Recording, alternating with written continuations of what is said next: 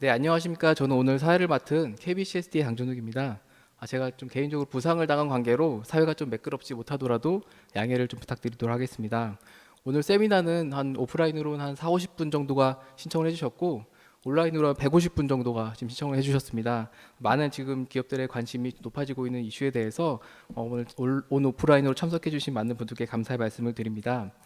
오늘 세미나는 그 GBF, TNFD, 국가생물다양성 전략 등 국내외 주요 동향을 소개해주고 향후 기업들의 대응 전략을 모색하기 위해서 저희 기업가 생물다양성 플랫폼 사무국인 저희 KBCSD와 환경부 법무부 율총이 공동으로 마련을 하였습니다.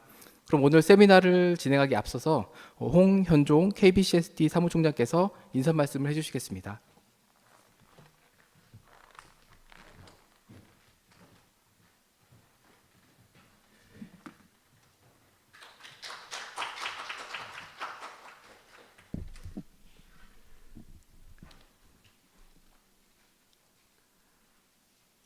안녕하십니까. KBCSD 사무총장 홍현종입니다.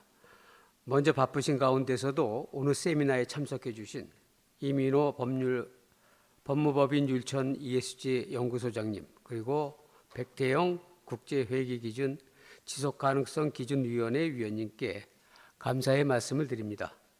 또한 바쁘신 가운데서도 오늘 세미나에 발제를 해 주실 오일영 IUCN 국장님과 이재호 국립생물자원관 연구관님, 그리고 이강 이화의 한영 팀장님께도 감사의 말씀을 드리며 오늘 이 자리에 온 오프라인으로 참석해 주시는 많은 기업 관계자분께도 감사의 말씀을 드립니다.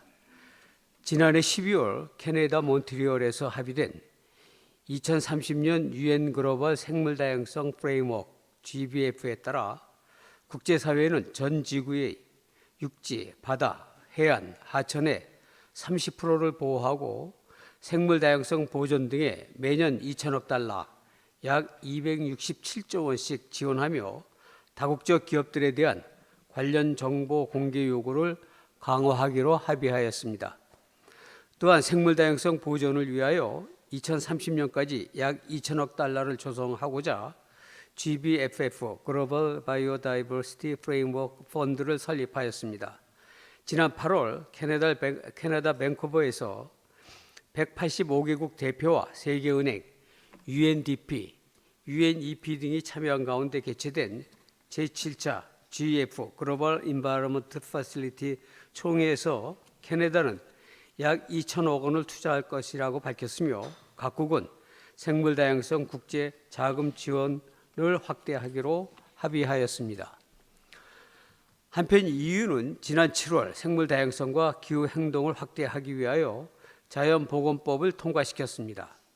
이번 법안은 EU가 지난 2020년 발표한 EU 생물 다양성 전략을 구체적으로 이행하기 위한 것으로 육지와 해양 지역에서 생태계, 서식지 및 종을 복원하는 것을 목표로 구체적인 이행 계획을 마련할 것을 요구하는 포괄적인 법령입니다.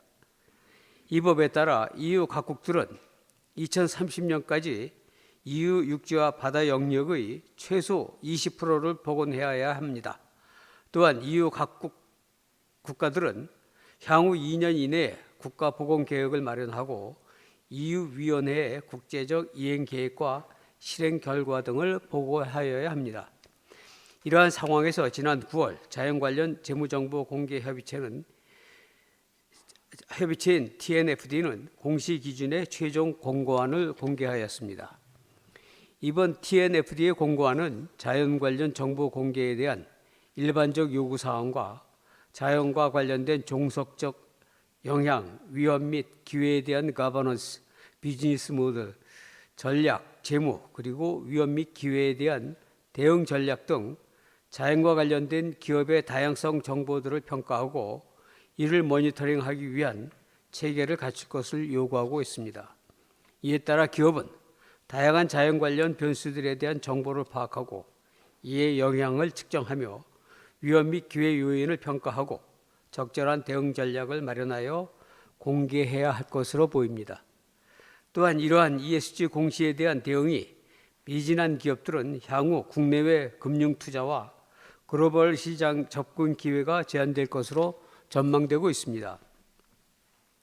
물론 최근에 금융위원회는 지난 10월 16일 ESG 금융추진단 3차 회의에서 그간 기업계가 지속적으로 요구한 공시제도 연기를 받아들여 기존의 2025년 이후의 의무화에서 2026년 이후로 연기하였으며, 이유도 최근 지속가능성 보고 표준 ESRS 채택 기한을 기존 2024년에서 2026년 이후로 연기할 것으로 알려지는 등 기업 부담 경감을 위하여 ESG 공시 의무화 속도를 조정하는 추세에 있습니다. 하지만 글로벌 ESG 규제 강화에 대응하는 기업 전략적 적응적 재고와 국가 경제의 산업의 지속 가능성 성장에 기여하고 탄소 저감 등 기업의 기술 혁신 촉진이라는 ESG 공시 제도의 근본적인 목적을 고려할 때 지금부터 기업들은 이 유예 기간을 철저히 대비하고 준비하는 기간으로 적극 이용하여야 할 것입니다. 따라서 이러한 글로벌 ESG 동향과 시장 상황을 면밀히 주시하면서 보다 철저한 리스크 대응 체계를 갖춰 나가는 것이 필요합니다. KBCSD에서는 향후 이러한 국내외 주요 동향들을 지속적으로 살피면서 BNBP를 통하여 전문가들을 모시고 관련 정보들을 기업들에게 제공하고 효과적인 대응 전략에 대하여 함께 논의해 나갈 예정입니다. KBCSD는 BNBP의 사무국으로서 환경부, 법무법인 율촌과 함께 이러한 생물 다양성 이슈에 관련 최신 동향을 소개하고 기업들의 생물 다양성 이슈에 관련한 대응 전략 수립에 보다 유용한 정보를 제공해 드리고자 오늘 세미나를 마련하였습니다. 모쪼록 세미나를 통하여 기업 관계자분들은 실질적으로 많은 도움이 될 수 있기를 바라며 향후 글로벌 생물 다양성 이슈의 기여와 위험 요인을 면밀하게 파악하고 다가오는 리스크에 보다 효과적으로 대응해 나갈 수 있기를 기대합니다. 대단히 감사합니다.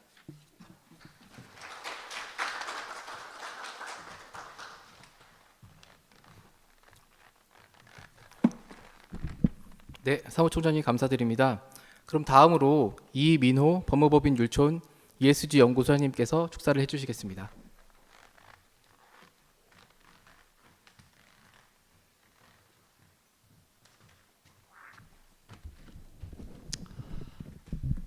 네, 여러분 안녕하십니까? 법무법인 율촌의 이민호 ESG 연구소장입니다. 오늘 KBCSD와 법무법인 율촌 그리고 환경부 BNBP가 공동으로 주관하는 기업 생물다양성 이슈 대응 능력 제고를 위한 세미나에 참석하신 여러분들 모두를 환영합니다. 먼저 세미나를 준비해 주신 홍현종 KBCSD 사무총장님, 귀한 축사를 해주실 백태영 ISSB 위원님에게도 먼저 감사의 말씀을 드리면서 아울러 발표를 해주실 국립생물자원관의 이재호 연구관님, EY 한영 이강 팀장님, 그리고 스위스에서 온라인으로 참여하는 IUCN의 오일영 국장님께도 감사 말씀을 올립니다. 저는 이제 이번 기회가 생겼기 때문에 주제에 대해서 한번 몇 가지 좀 말씀을 좀 나누고 싶습니다. 먼저는 TNFD 최종 권고안의 발표가 미칠 영향에 관한 것입니다. 6년 전인 2017년 기후변화 분야의 TCFD 권고안이 마련되었을 때 현재 우리가 목도하는 것처럼 ESG 공시의 근간이 되는 프레임워크로 이처럼 신속하게 자리 잡게 될지는 예견하기 어려웠습니다. 그러나 이제는 누구나 TCFD를 이야기합니다. TNFD 권고도 TCFD 프레임워크와 유사한 경로와 속도로 자리 잡을 수 있습니다. ISSB가 기후변화 공시기준 S2에 이어 생물 다양성을 S3 주제로 유력하게 검토하는 것이 증거라 하겠습니다. 그런 면에서 본 세미나가 글로벌 추세를 이해하고 기업들이 선제적으로 대비하는 데 아마 큰 도움을 주지 않을까 생각을 합니다. 다음으로는 생물 다양성 보전이 국제사회의 야심찬 의제로 점점 확고해지고 있다는 점입니다. 아까 말씀 이미 들으셨겠지만 몬트리올 생물다양성 협약 당사국 총회에서 글로벌 바이오다이버시티 프레임워크 GBF가 수립되었고 개량적인 30 by 30 목표가 채택되었습니다.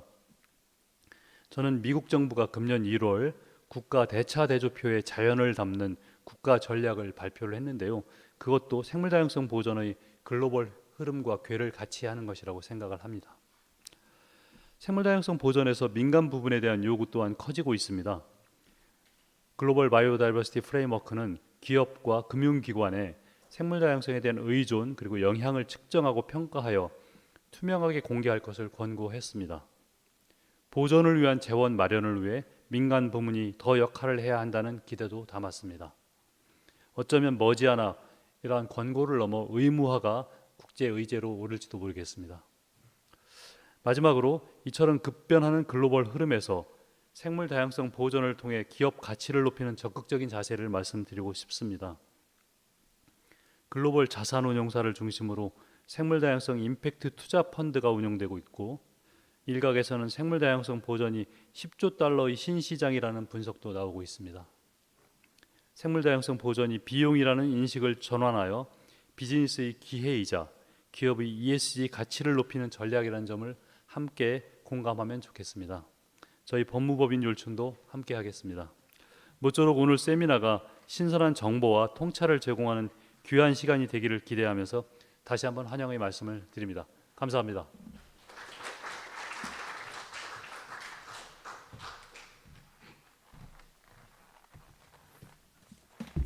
네, 이민호 소장님 말씀 감사드립니다.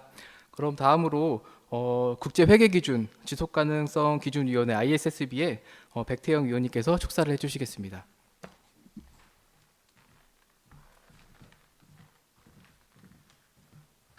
네, 안녕하십니까. IFRS 재단에서 ISSB 위원을 맡고 있는 백태영입니다. 오늘 굉장히 중요한 주제에 대해서 시의적절하게 아주 훌륭한 연설을 모시고 이러한 세미나를 개최한 것에 대해서 진심으로 축하를 드립니다. 사실 저는 축사 자리가 아니더라도 공부하고 싶어서 오늘 꼭 오려고 했는데 또 이렇게 축사까지 시켜줘서 굉장히 영광입니다.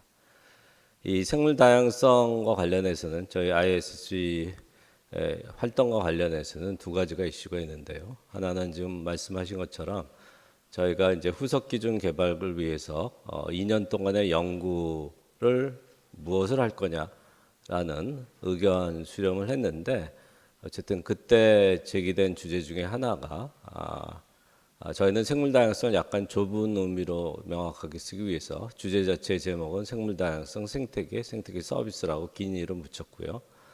그리고 오늘 자료를 보면 이제 광의로 생물 다양성의 명을 쓰시지만 어쨌든 뭐 광의로 쓰던 협의로 쓰던 뭐 의사는 다 통한다고 봅니다.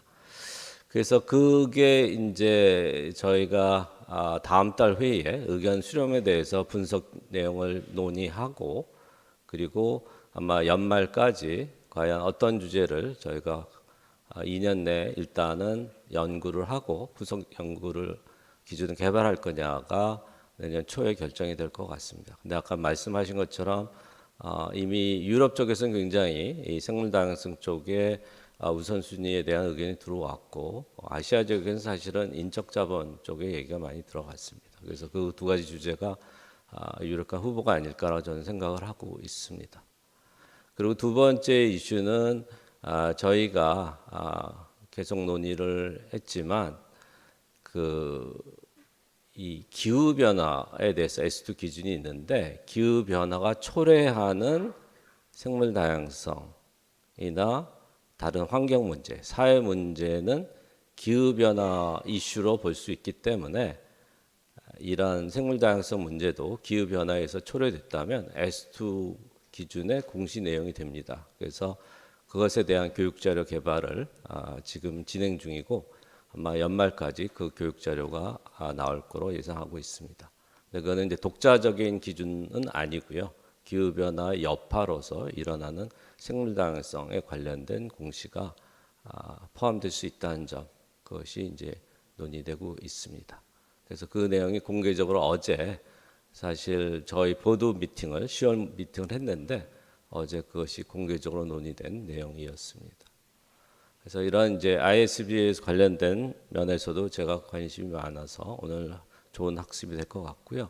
근데 한 가지 다시 한번 오늘 발표 자료에 있지만 강조하고 싶은 것은 저희가 기존의 GRI나 UN 지속 가능 발전 목표와 다르게 CSB나 TCFD, ISB가 생기면서 달라진 부분이 또 KSB도 마찬가지지만 기존의 임팩트 중심의 결국 기업이 사회나 환경에 미치는 영향 중심의 공시가 지금 환경이나 사회에 지속 가능성 관련 위험과 기회가 기업에 어떻게 영향을 미치느냐라는 재무중대성으로 저희는 작업을 하고 있기 때문에 사실 생물 다양성 문제도 두 가지 관점에서 좀 달리 보시는 게 필요할 것 같습니다. 물론 연관성은 높죠. 그래서 전통적으로 당연히 환경부에서는 임팩트 관점을 해 오셨고요.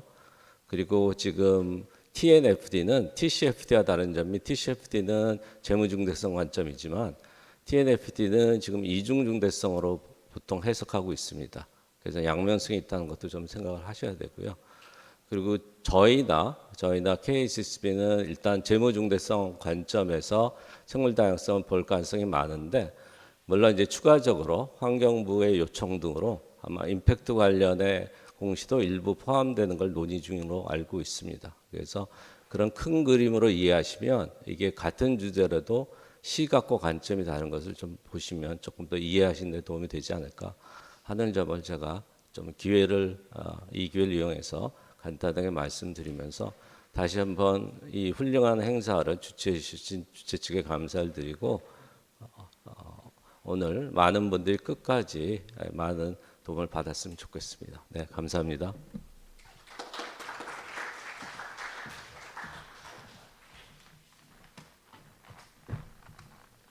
네, 백태영 의원님 말씀 감사드립니다. 그럼 이 기제부터 본격적으로 세미나를 진행하도록 하겠습니다. 그럼 먼저 첫 번째 발표로 이재호 국립생물자원관 연구관님께서 국가 생물다양성 전략과 기업의 참여를 주제로 발제해 주시겠습니다. 이 부분이고요. 이 메이저 포인트고 다 화면 이거 보고 하시면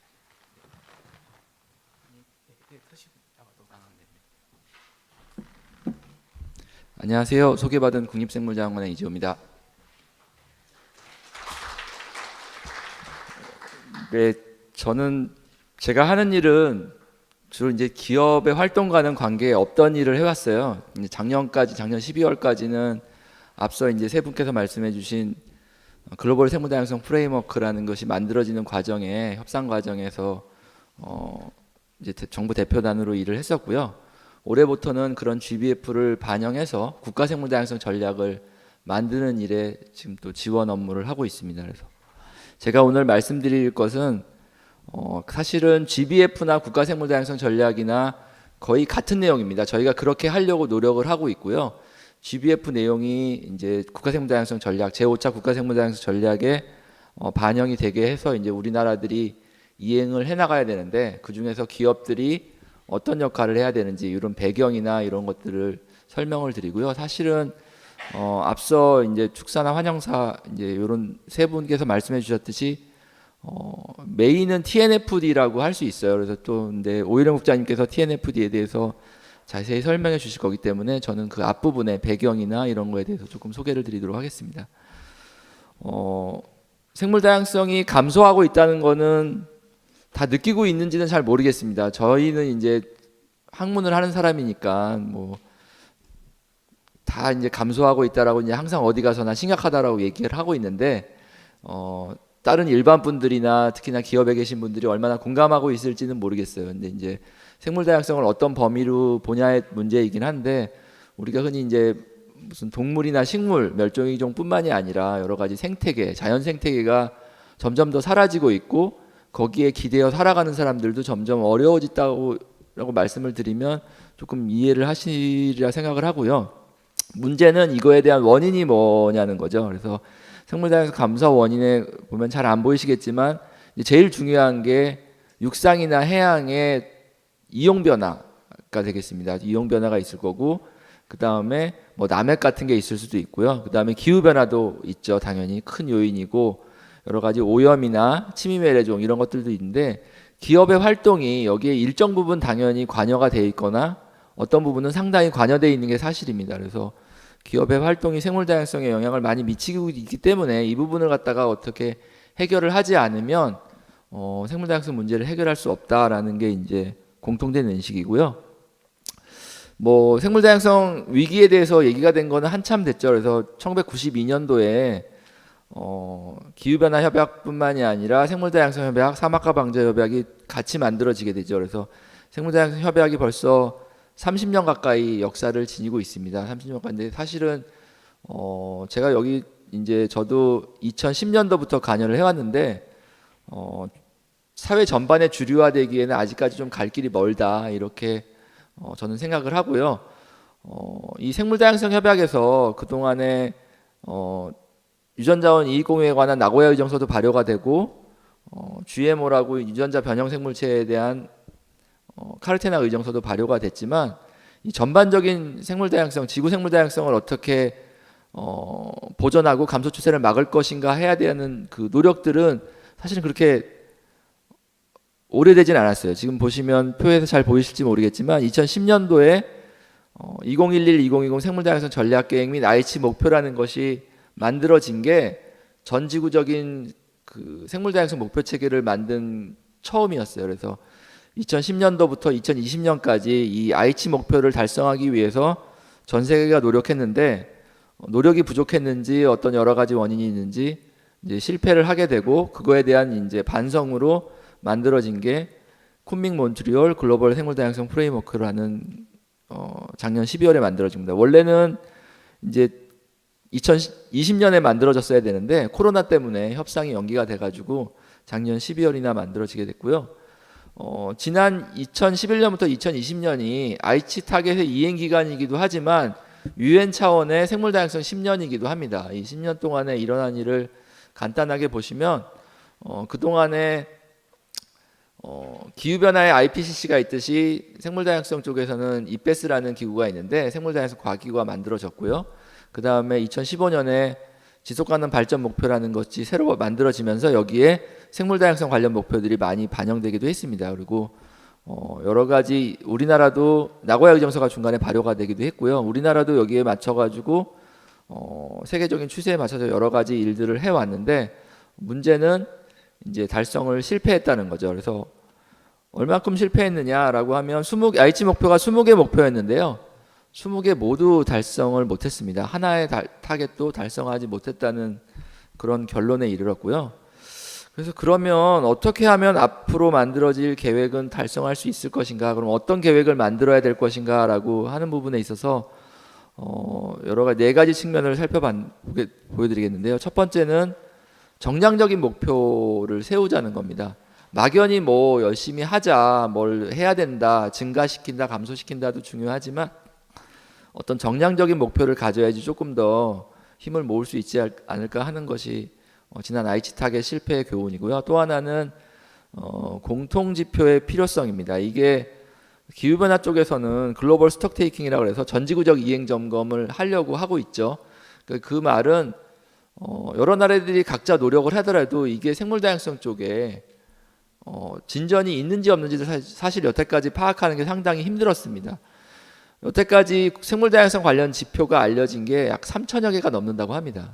이게 여러 가지 지표는 있지만 공통적으로 쓰지 않으면 전지구적으로 이행이 얼마나 됐는지 생물다양성 변화가 어떻게 되는지를 구성 요소별로 보는 게 어렵기 때문에 새로운 GBF에서는 이런 헤드라인 인디케이터라고 하는 이런 공통지표를 좀 넣자라고 얘기가 됐고요. 그 다음에 이제 만들기만 하면 뭐하냐, 이행 점검을 잘 해야 될 거 아니냐라는 부분이 있어서 앞으로 이제 2030년까지 좀 더 이행 점검을 강화를 하자라는 얘기가 되고 있습니다. 그리고 또 한 가지는 항상 문제가 되는 게 돈이죠. 재원을 갖다가 어떻게 만들 것인가, 좀 더 구체적이고 확실한 방법을 갖다가 조금 담아내자라는 이런 교훈이 있었습니다. 그래서 이거를 이제 담아내서 만들어진 게 이제 작년 12월에 몬트리올에서 이제 타결이 된 쿤밍 몬트리올 GBF라는 거고요. 이 협상은 1919년 8월부터 시작이 됐습니다. 1차 작업반부터 시작이 돼서 5차 작업반까지 이어졌고요. 저는 이제 2차 작업반부터 이제 참여를 했었는데 코로나 때문에 굉장히 길고 어려운 협상 과정이었고 어떻게든 만들어냈습니다. 만들어냈는데 이제 문제는 앞으로 이거를 어떻게 이행하느냐 하는 문제이죠. 그래서 쿤밍 몬트리올 GBF 실천 목표는 총 23개로 이루어져 있습니다. 그래서 자세히는 안 보이시겠지만 대략적으로만 말씀을 드리면 처음에 이제 연두색으로 표시된 부분이 1번부터 8번까지는 생물 다양성 감소의 원인을 직접 제거하자는 목표고요.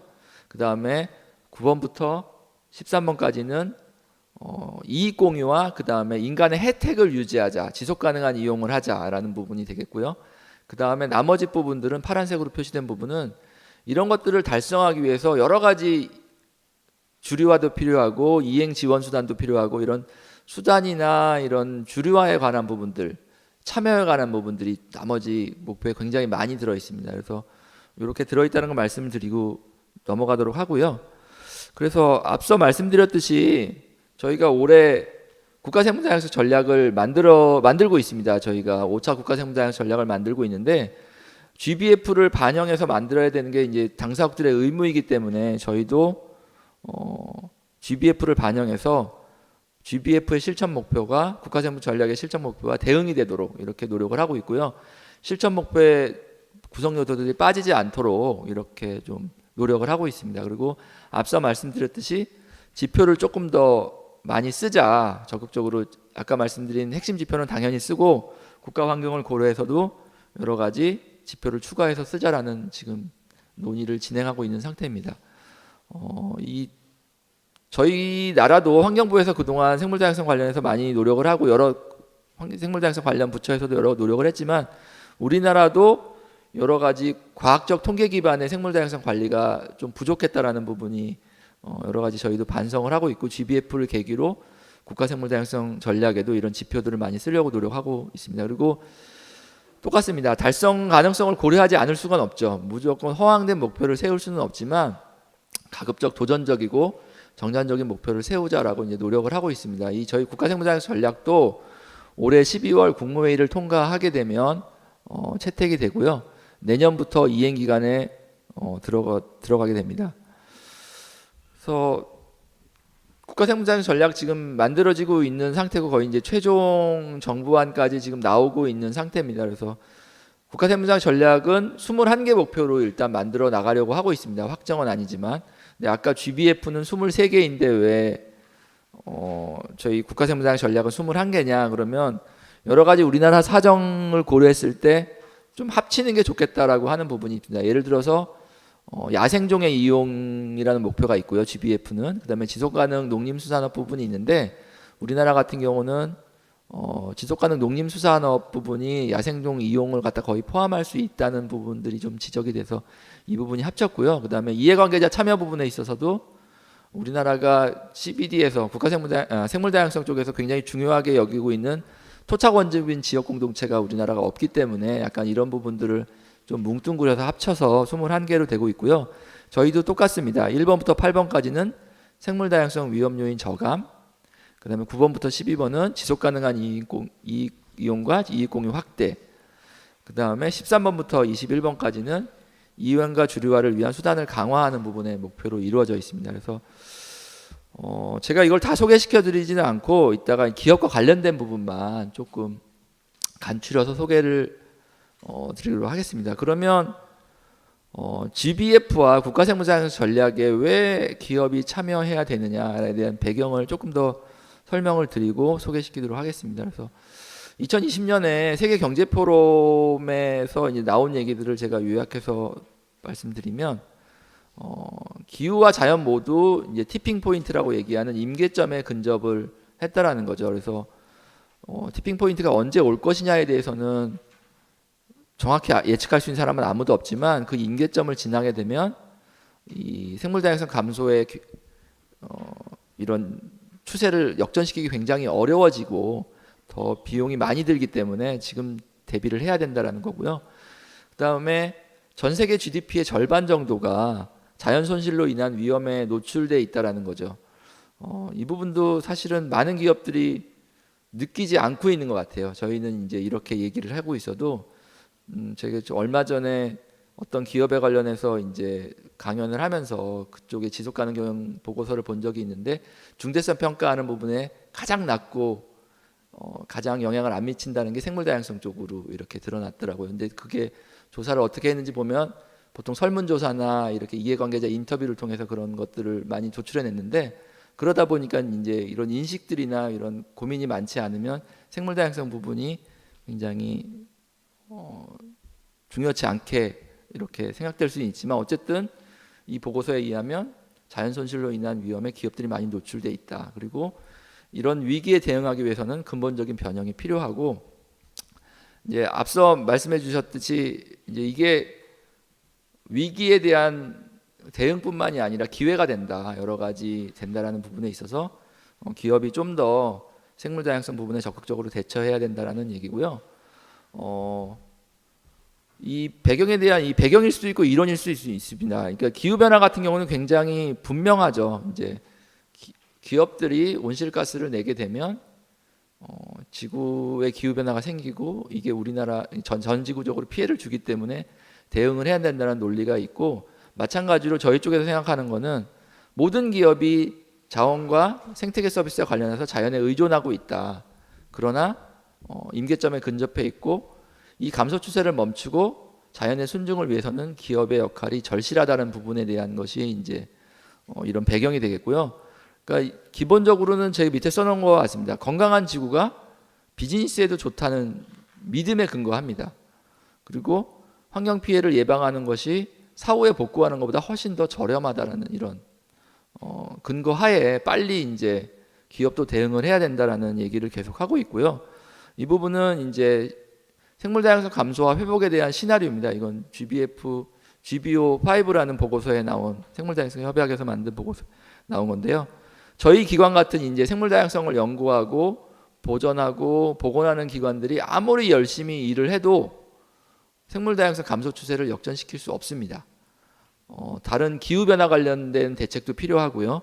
여러 가지 생물 다양성 영향을 주는 요인을 감소해야 되고 가장 중요한 거는 기업에 관련된 지속 가능 생산과 지속 가능한 소비 부분이 더해지지 않으면 생물 다양성 감소 추세를 역전시켜서 네이처 포지티브, 자연의 순증으로 갈 수 있는 경로에 이르지 못한다는 것이 결론이기 때문에 말씀드린 것처럼 기업의 역할이 계속 중요하다라고 말씀을 드립니다. 그래서 그럼 기업은 이 GBF나 사실은 국가생물다양성이나 같은 의미로 해석을 하시면 됩니다. 그래서 GBF에 대응해서 기업들이나 이 무슨 일을 해야 되느냐라고 해서 5가지 방법에 대해서 세계 경제 포럼에서 정리를 해놓은 게 있어서 이 부분을 갖다가 간략하게 소개드리면서 이제 말씀을 드리겠습니다. 5가지 방법, 뭐를 해야 되느냐? 첫 번째가 이제 앞서 계속 말씀드린 TNFD에 관련된 부분입니다. 접근하고 공개하라는 부분이죠. 경제적 활동은 자연에 큰 영향을 미치지만 여기에 대한 기업의 투명성은 굉장히 낮고 400개 정도 기업을 대상으로 조사를 해봤더니 5%만이 자연에 대한 영향을 평가하고 1% 미만이 자연에 대한 의존도를 이해했다라고 나와 있는데 아마 국내 기업을 대상으로 조사를 하면 이거보다 훨씬 더 낮은 수치가 나올 거라고 저는 생각을 합니다. 그리고 그렇기 때문에 기업이 이제 자연 관련 정보에 대한 이해와 공개가 필요하다. 그리고 이런 것들이 단순히 생물 다양성뿐만이 아니라 이 생물 다양성이 거버넌스 메커니즘에 통합이 돼서 재무적인 부분이랑 똑같이 주목을 받아야 된다라는 부분을 얘기를 하고 있고요.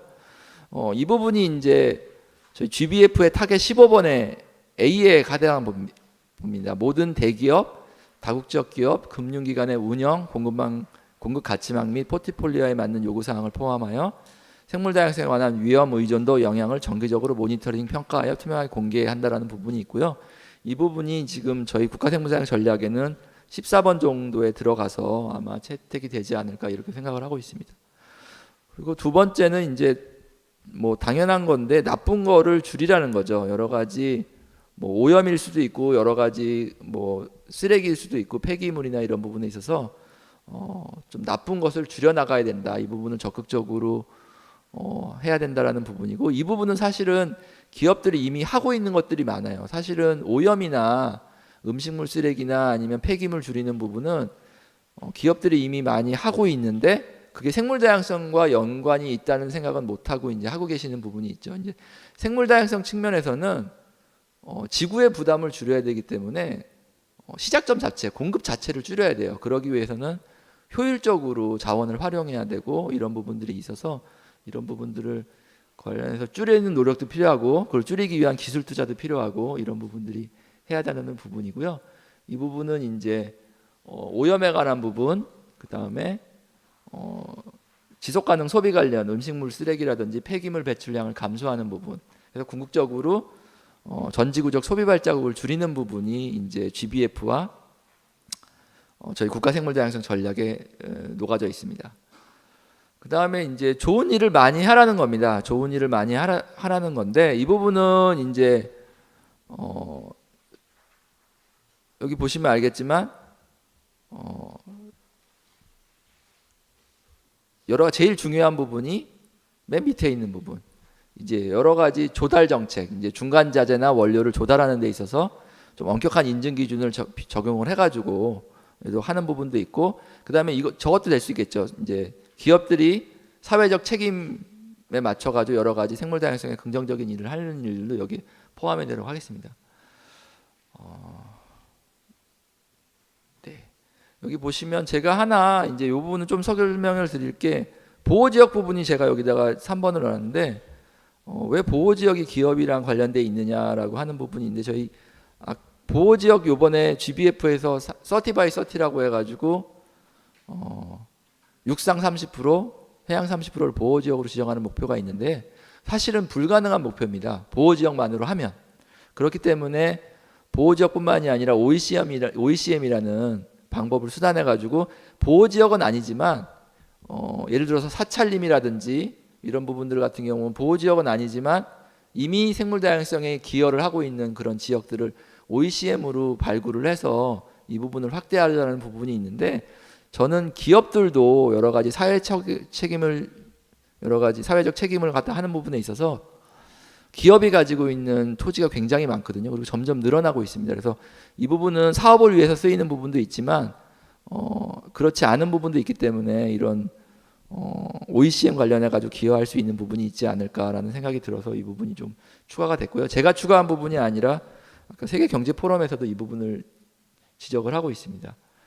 네, 그 다음에 농림수산업 관련 기업들은 당연히 더 생물 다양성 관련에 대해서 더 신경을 써야겠죠. 또 한 가지는 이 부분도 사실은 많이 이해를 못하는 부분이지만 좀 포용적으로 하고 공정하게 하라는 부분입니다. 이게 쉽게 말씀드리면 기업의 활동에 있어서 여러 가지 이해관계자의 참여를 갖다 고려하라는 부분입니다. 특히나 국내에서 우리나라는 IPLC가 없습니다. 토착 원주민 지역공동체가 없지만 전 세계적으로 전 세계 인구의 5% 정도이고요. 그 다음에 지구생물 다양성의 80%에 여기서 80%라는 건 이용이나 지속 가능한 이용 부분에 관련돼서 관여를 하고 있고 실제적으로도 32%의 육상과 내수를 소유하거나 관리 중이라고 합니다. 그래서 우리나라 기업들이 해외에서도 이제 많이 직접적으로 투자를 하거나 공장을 짓거나 아니면 해외 공장에서부터 납품을 받거나 그런 공급망에 있는 경우가 많은데 이럴 때 IPLC나 이런 여러 가지 이 지역의 이해관계자들의 의사결정 과정에서 참여시키고 고려가 필요하다라는 부분을 얘기를 하고 있습니다. 이 부분은 이제 뒷부분 저희 GBF의 뒷부분에 들어가 있는 부분이고요. 실제적으로 얼마 전에 산업계 관련 포럼에서 이제 어떤 한 기업들이 외국에서 이제 리튬 광산 쪽에 관련돼 있어가지고 어떻게 IPLC가 얼마나 중요하고 그런 이해관계 의사결정 과정에 IPLC를 참여시키지 않으면 사업이 어려운가를 발표한 걸 제가 들었는데 이제 이런 부분들을 갖다가 이제 기업들도 신경 써야 되는 부분 생각이 맞고요. 그다음에 또 마지막은 이런 일들을 함에 있어서 혼자 하지 말라는 겁니다. 지금 뭐 여기 오늘 이런 좋은 자리를 마련해 주신 KBCSD도 있고 그다음에 WBCSD도 있고 여러 가지 이런 파트너십이나 이니셔티브들이 있죠. 이런 거를 이용해서 이런 일들을 해 나가라는 얘기입니다. 네, 그래서 마지막으로 이제 다시 이제 GBF 타겟 15번으로 다시 왔는데요. 여기서 A번은 말씀드렸죠. 이제 자연 관련 공시 공개에 관한 부분이고요. 또 한 가지는 지속 가능한 소비 패턴을 장려하기 위해서 소비자에게 필요한 정보를 제공하는 부분. 그 다음에 이 부분은 생물 자원을 이용하는 기업에만 해당될 수 있습니다만, 바이오 기업이나 나고야 의정서 접근 및 이익 공유 관련해서 적절한 이익 공유를 그 생물 자원을 있는 자원 제공국과 적절하게 이익을 공유하고 이런 거를 보고하라는 부분이, 이렇게 세 가지가 기업 활동의 핵심이다라고 이렇게 말씀을 드리겠습니다. 그래서 사실은 TNFD 관련해서는 뒤에 이제 오일영 국장님이 좀 더 자세하게 설명을 드릴 거기 때문에 TNFD의 그런 배경만 간단하게 설명을 하고 발표를 마치도록 하겠습니다. 사실은 자연 관련 이런 영향과 의존도를 평가하고 기업의 기회나 위기 대응에 활용하라는 건 사실 처음이 아닙니다. 예전에 TEB라고 하는 부분이 있었어요. 일단 이때 제시가 됐었고, 이때부터 이제 기업의 사회적 책임뿐만이 아니라 이걸 확장된 생물 다양성과 생태계 서비스에 대한 경영 전략과 행동을 통합하라는 부분에 얘기가 있었는데, 초반에는 굉장히 주목을 받다가 좀 사그러들게 되겠죠. 그다음에 얼마 전에 이제 그럼 어떻게 할 것인가, 자연에 관련해서 어떻게 이런 공개를 하고 할 것인가, 관리를 할 것인가에 대해서 내추럴 캐피털 프로토콜이라고 자연자원 프로토콜이라는 게 만들어졌습니다. 사실 이 부분이 TNFD에 많은 부분에 영감을 주고 반영이 된 부분이 상당히 많이 있어요. 근데 사실은 아마 여기 계신 분 많은 부분이 이 부분에 대해서 잘 모르실 거죠. 그래서 앞서 이런 부분이 있었는데 또 이제 새로운 TNFD라는 게 나온 거죠. 사실은 기업들이, 저도 이제 많이 얘기를 해보면 국내외적인 이런 경제적인 변화나 위기에 대응하기도 힘든데, 이제 기후 변화 하라고 해가지고 이제 허겁지겁 따라가고 있는데, 생물 다양성까지 하라니까 이게 너무 어렵다. 이거 해야 되는 거 맞냐? 이런 얘기 많이 해요. 근데 그러면 TNFD도 앞서 말씀드린 자연자원 프로토콜이나 TEB처럼 반짝했다가 또 사라지는 거 아니냐라고 생각하실 수 있는데, 제가 보기에는 그렇지는 않다라고 생각이 들고요. 이제 작년도에 12월에 GBF가 채택되면서 여기도 이제 계시지만 IISB에도 이제 TNFD를 적극 반영해서 공식 표준으로 만드는데 그렇도록 하겠다라고는 얘기를 하고 있고, 유럽이나 미국에서도 이 부분이 어쨌든지 간에 반영이 되고, 거기에 우리나라도 이제 대응을 해야 되는 상황이기 때문에 아마 TNFD는 그 모습 그대로든지 아니면 변형된 형태든지 기업이 자연 관련 공시를 해야 되고, 이거를 갖다가 영향이나 의존도를 평가하고 이런 기업의 거버넌스에 통합시키는 노력들이 반드시 필요하게 되는 세상이 곧 올 거다라고 생각을 하고 있고요. 제가 2010년도에 과연 될까라고 생각했습니다. 2010년도에는 사실 기후변화도 의심하던 때였고, 생물 다양성은 뭐 관심조차 없었을 때였는데, 제가 이제 12년이 지났는데 조금 더 변화를 느끼고 있고요. 앞으로 2030년도에는 더 큰 변화가 있지 않을까, 그리고 기업이 좀 하루빨리 대응을 해야 되지 않을까, 이런 생각을 하고 있습니다. 제가 이 마지막으로 써놓은 말은 세계 경제 포럼 보고서에서 나온 말입니다. 이게 비즈니스 애즈 유주얼로 하면 미래가 없다라는 뜻으로 해석될 수도 있고, 하던 대로 하면 기업 비즈니스의 미래도 없다라는 뜻으로도 해석이 될 수 있다고 저는 생각을 하는데, 앞으로 이제 이런 자리들이 많이 마련될 거라고 생각해요. 저희 기관도 앞서 말씀드렸듯이 저희가 하던 대로, 저희도 저희가 하던 대로 자연 관련 뭐 보호나 보건 이런 일들만 해서는 안 된다는 위기감을 저희도 가지고 있고요. 그래서 앞으로 이런 일들을 어떻게 기업과 함께 할지 계속 고민을 하고 있고, 환경부나 여러 부처도 이제 같이 노력을 하려고 생각하고 있습니다. 그래서 오늘 이런 자리 만들어 주셔서 감사드리고, 앞으로 또 기회가 있으면 이런 부분도 좀 더 긴 시간을 갖고 논의를 할 수 있는 기회가 있었으면 좋겠습니다. 이상 발표를 마치겠습니다. 감사합니다.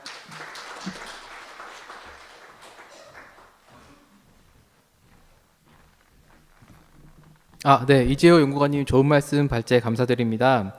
그럼 다음으로 EY 한영의 이강 팀장님께서 국내외 ESG 정보 공개 제도 현황과 향후 전망에 대해서 발제해 주시겠습니다.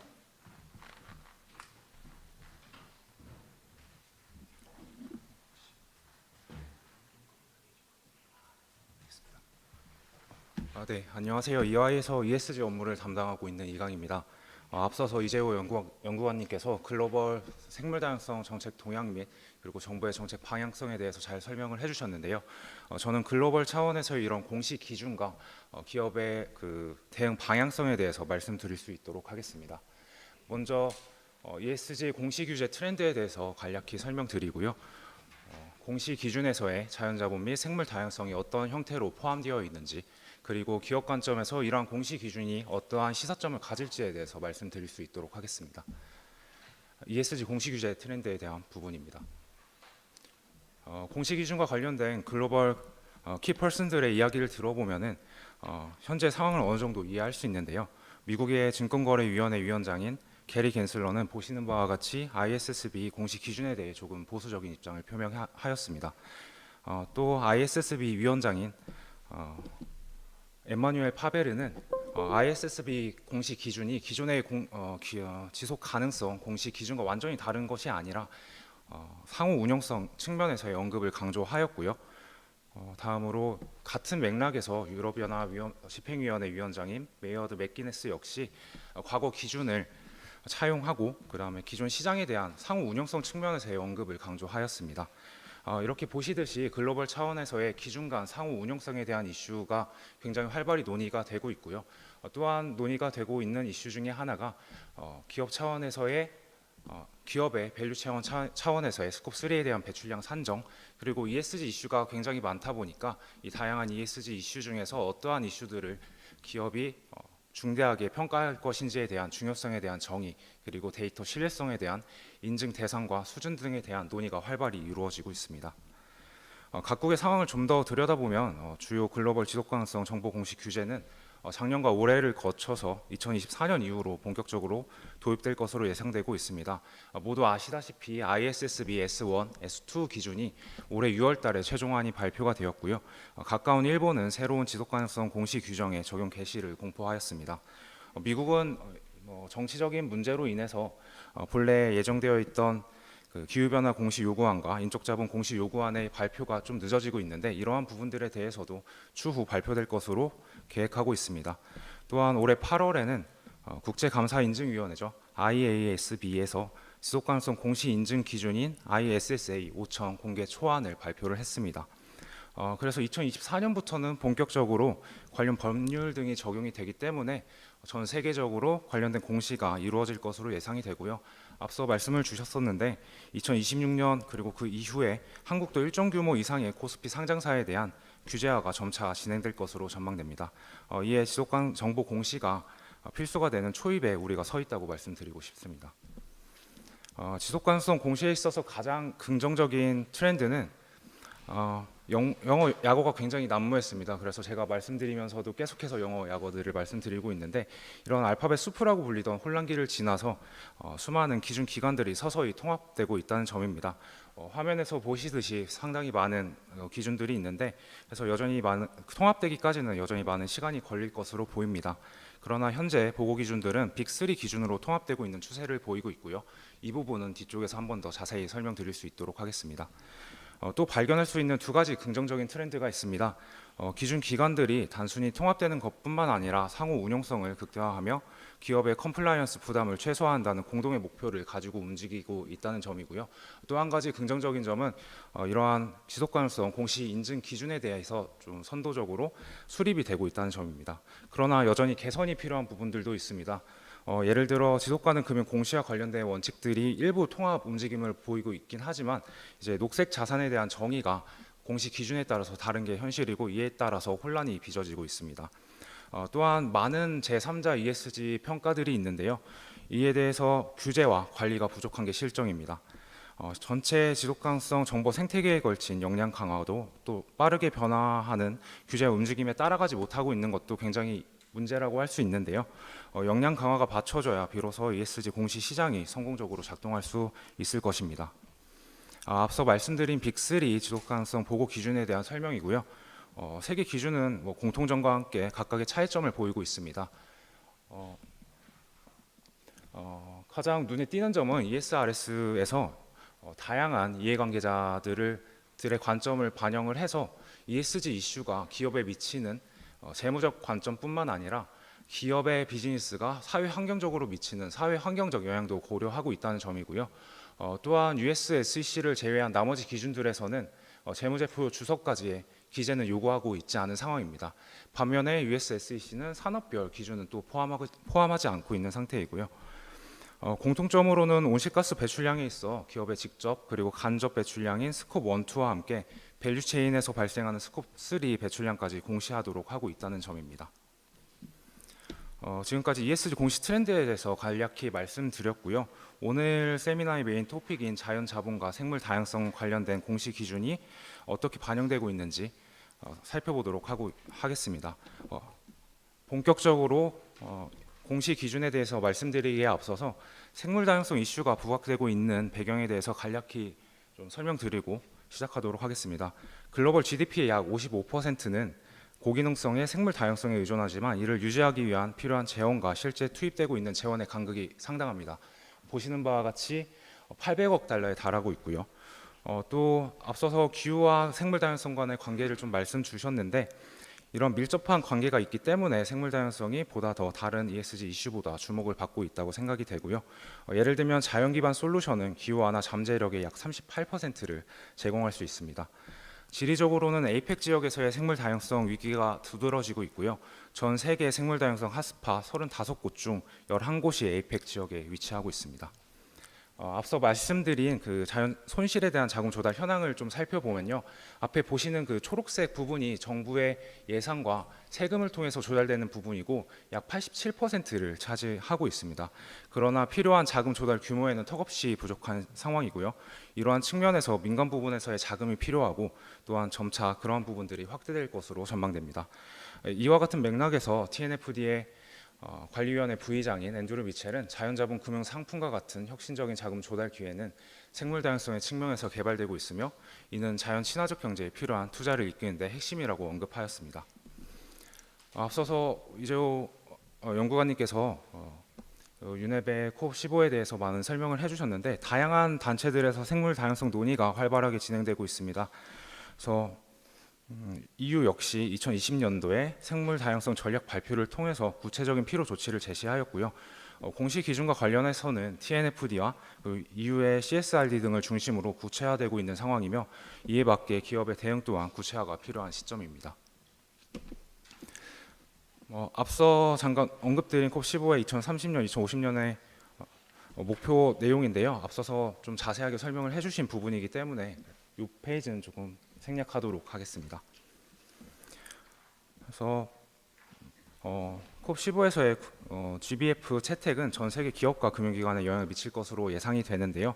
그러한 내용들을 기업 관점에서 5가지 포인트로 정리를 하였습니다. 그래서 먼저 2030년까지 생물 다양성 손실을 막기 위해 196개 당사국이 GBF를 채택했고 이러한 방향은 기업과 금융기관의 지향점이 될 수 있습니다.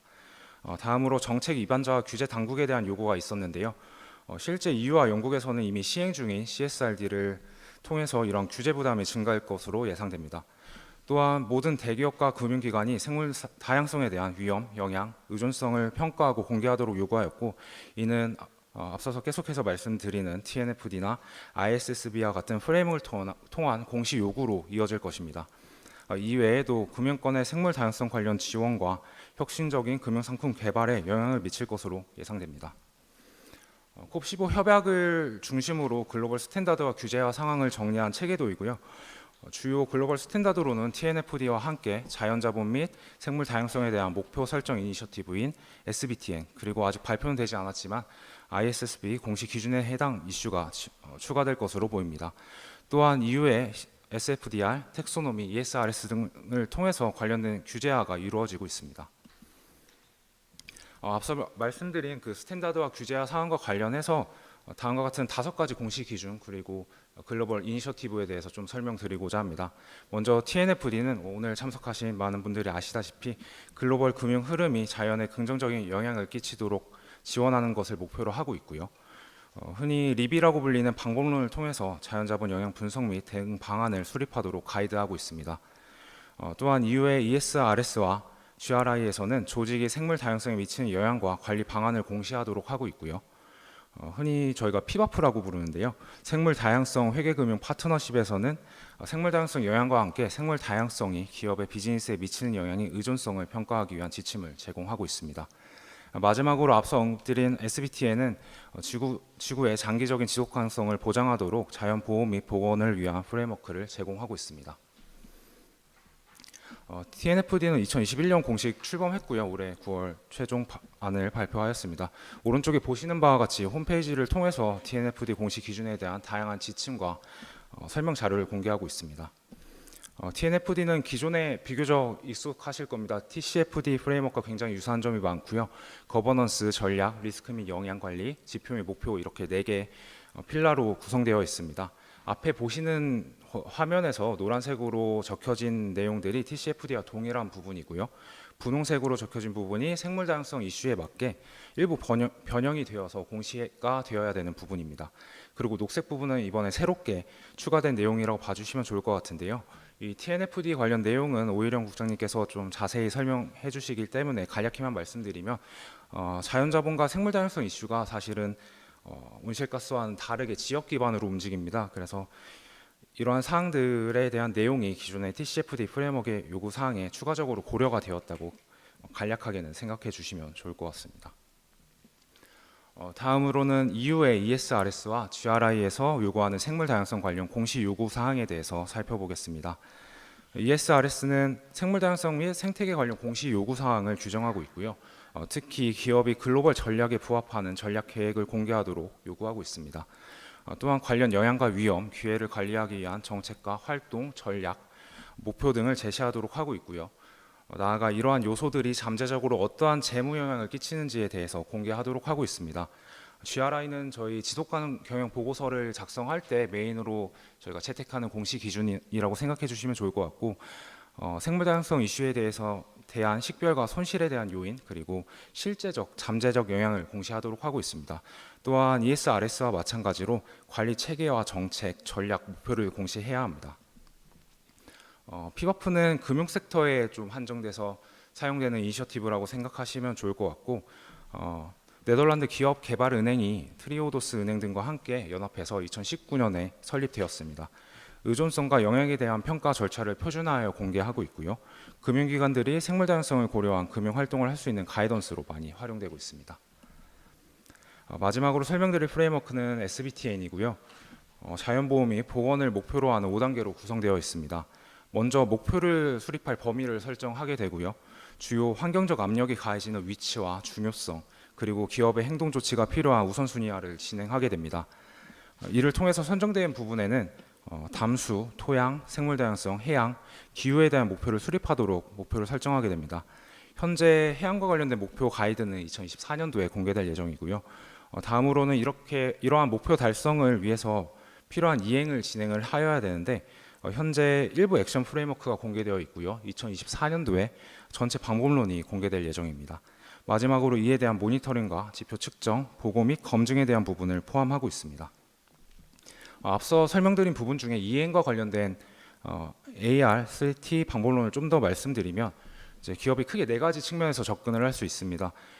부정적 영향을 방지하거나 제거하기 위한 avoid, 영향을 최소화하기 위한 reduce, 생태계 회복을 위한 restore, 그리고 기존 생태계 서비스 강화를 위한 regenerate로 구분될 수 있습니다. 예를 들어 avoid 같은 경우에는 자연 생태계를 파괴하지 않겠다는 선언이나 영향 요인을 방지하기 위한 프로세스 및 실사 등이 구체적인 방안이 될 수 있을 것입니다. 지금까지 자연자본과 생물다양성 관련 공시 기준, 나아가 관련 이니셔티브에 대해서 말씀드렸고요. 그럼 이러한 공시 기준이 기업 관점에서 어떠한 시사점을 가질 수 있을지에 대해서 말씀드리겠습니다. 1993년 생물다양성 협약 발효로부터 시작된 주요 동향에 대한 내용이고요. 최근에는 TNFD 최종 권고안 발표와 SBTN 론칭이 주요 이벤트라고 봐주시면 좋을 것 같습니다. 이러한 논의의 구체화는 투자자들에게 영향을 미치고 있고요. 여기 참여하고 계신 기업 담당자분들께서도 어느 정도 익숙하실 것 같은데, 탄소 정보 공개 프로젝트는 CDP 평가나 아니면 S&P에서 실시하고 있는 CSA, 흔히 저희가 DJSI ESG 평가라고 부르는데요. 이런 평가들에 있어서도 주요 평가 항목 중에 하나로 생물 다양성을 포함하고 있습니다. 이러한 경향은 앞으로 점점 더 심화될 것으로 예상됩니다. 이에 대한 기업의 대응 방향에 대해서 말씀드리겠습니다. 앞서 계속해서 말씀드리는 이런 공시 요구 사항을 어떤 식으로 충족을 해나갈 수 있을지에 대한 내용이고요. 여러 가지 기관들에서 그런 대응 방안에 대해서, 대응 프로세스에 대해서 이야기를 하고 있는데, 이것들을 하나로 좀 설명을 드리면, 밸류체인 전반에서 생물 다양성 및 자연 자본에 대한 영향을 평가해야 되고요. 그중 영향이 크거나 리스크가 높은 지점에 대해서 목표를 설정을 해야 됩니다. 그리고 그 목표를 달성하기 위한 이행 계획이 마련되어야 되고, 그 이행 계획을 실현하기 위한 거버넌스가 구축이 되어야 됩니다. 마지막으로 해당 내용들을 TNFD와 같은 글로벌 공시 프레임워크를 통해서 공개하여야 합니다. 사실 저희 UI는 지금도 이 TNFD 기반의 자문을 드리고 있고, 네이처 포지티브 스트래티지를 자문 드리고 있고요. 실제로 이런 생물 다양성 관련된 자문 의뢰가 많이 들어오고 있는 상황입니다. 처음 기업 담당자분들과 이야기를 나누다 보면 생물 다양성이라는 이슈가 갑자기 왜 기업들이 해야 되는 건지 좀 의아해하고, 또 어디서부터 대응을 시작해야 될지에 대해서 많이 고민들을 하시는 것 같습니다. 사실 자연자본 그리고 생물 다양성에 대한 이슈와 관련된 요소들을 살펴보면 대기라든지 토양이라든지 수질 등 기존의 기업이 이미 대응을 하고 있는 영역들입니다.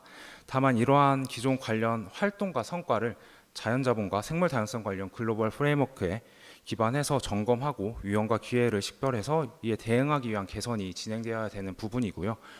분명 기업이 대응하기 쉽지 않은 이슈라고 저는 생각하고 있지만, 그렇다고 아예 새롭게 등장해서 저희가 준비해야 하는, 대응해야 하는 이슈는 아니라는 점 말씀드리면서 발표 마치도록 하겠습니다. 감사합니다.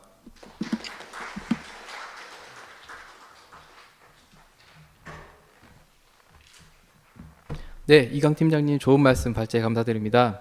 그럼 마지막으로 저 멀리 스위스에서 오일영 IUCN 국장님께서 TNFD 주요 내용과 기업의 대응 방향에 대해서 발제해 주시겠습니다.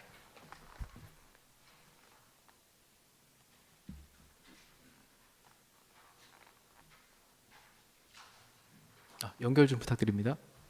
안녕하세요. 스위스에서 오일영 IUCN 국장님께서 TNFD 주요 내용과 기업의 대응 방향에 대해서 발제해 주시겠습니다. 안녕하세요. 방금 소개받은 오일영입니다. 혹시 화면이 보이시나? 보이네요. 네. 저는 지금 이제 한국은 아니고요. 스위스에서 발표를 하게 됐습니다. 이렇게 기회를 만들어 주신 KBCSD에 감사드리고 같이 일을 진행을 하는 환경부에도 감사드립니다. 앞서 이제 두 분께서 발제를 하시면서 개략적인 배경과 그다음에 ESG 차원의 이제 관련 기준들의 흐름에 대해서 발표해 주신 거를 잘 들으셨을 거고요. 그거에 맞춰서 저도 이제 TNFD 중심으로 설명을 드리도록 하겠습니다. 발표 순서는 우선 관련 동향, 그다음에 주요 개념, 부록서 이해, 기업의 대응 방향 이런 순서대로 발표를 하도록 하겠습니다.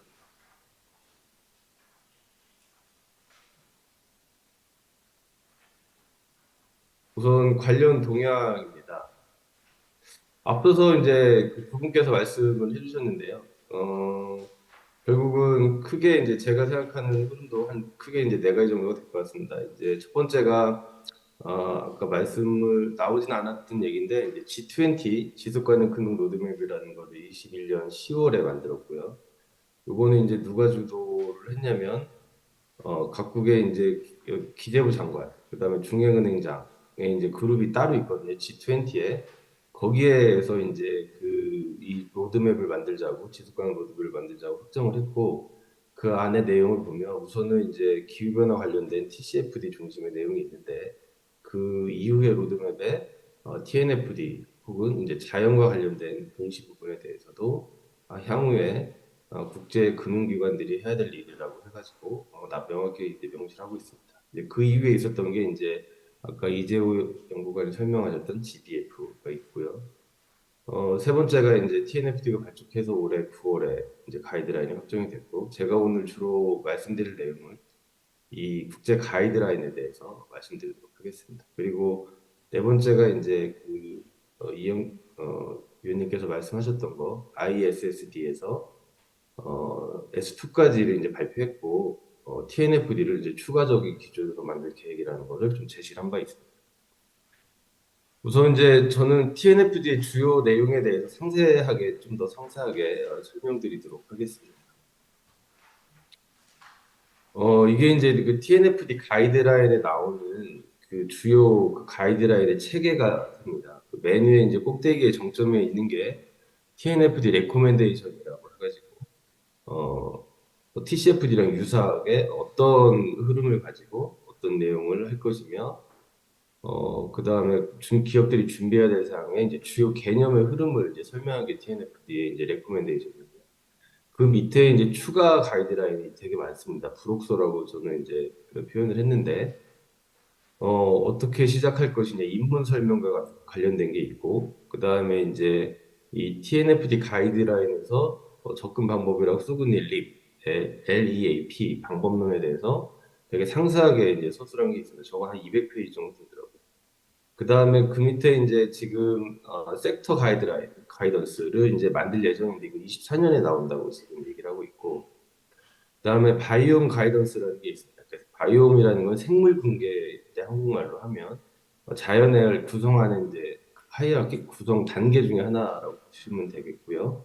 뭐 열대림 아니면 뭐 아열대림 뭐 이런 식의 부분들이 이제 바이옴이라고 할 수가 있습니다.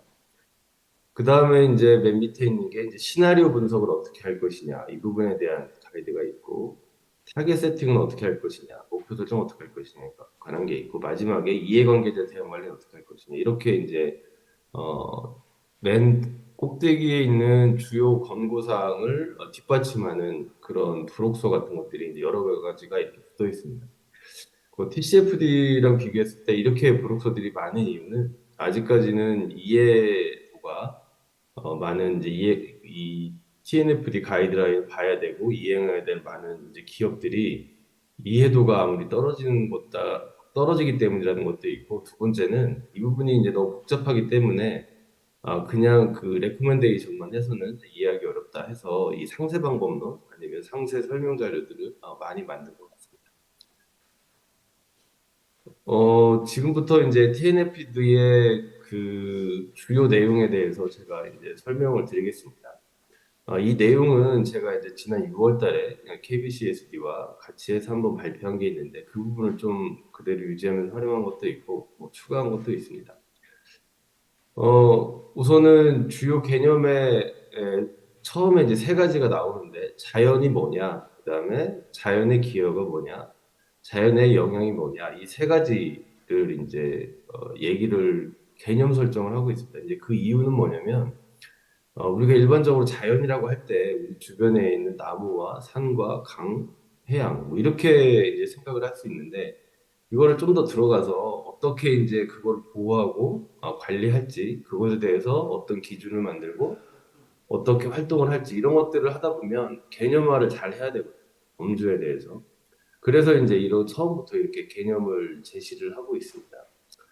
아까 이제 이재호 연구관님께서 말씀을 하셨는데 사실 이제 현재 기업들이 이미 자연을 위해서 많은 일들을 하고 있거든요. 이미 많이 하고 있는데 그것을 우리가 자연을 위해서 한다는 인식보다는 뭐 예를 들면 여기서 제가 말씀드린 뭐 대기나 수질오염이나 아니면 폐기물 관리나 이런 것들이 사실은 어떻게 보면 다 자연의 영향을 줄이기 위해서 하는 것들인데 이 자연이라는 이름으로 집중을 해서 업무를 하지 않고 이제 뭐 폐기물이면 폐기물, 대기면 대기, 수질이면 수질 이렇게 이제 업무를 해왔기 때문에 사실 이게 자연과 관련된다라고 인식을 하면서 업무를 하지 않아서 그랬던 거지 이미 이제 많은 것들을 하고 있습니다.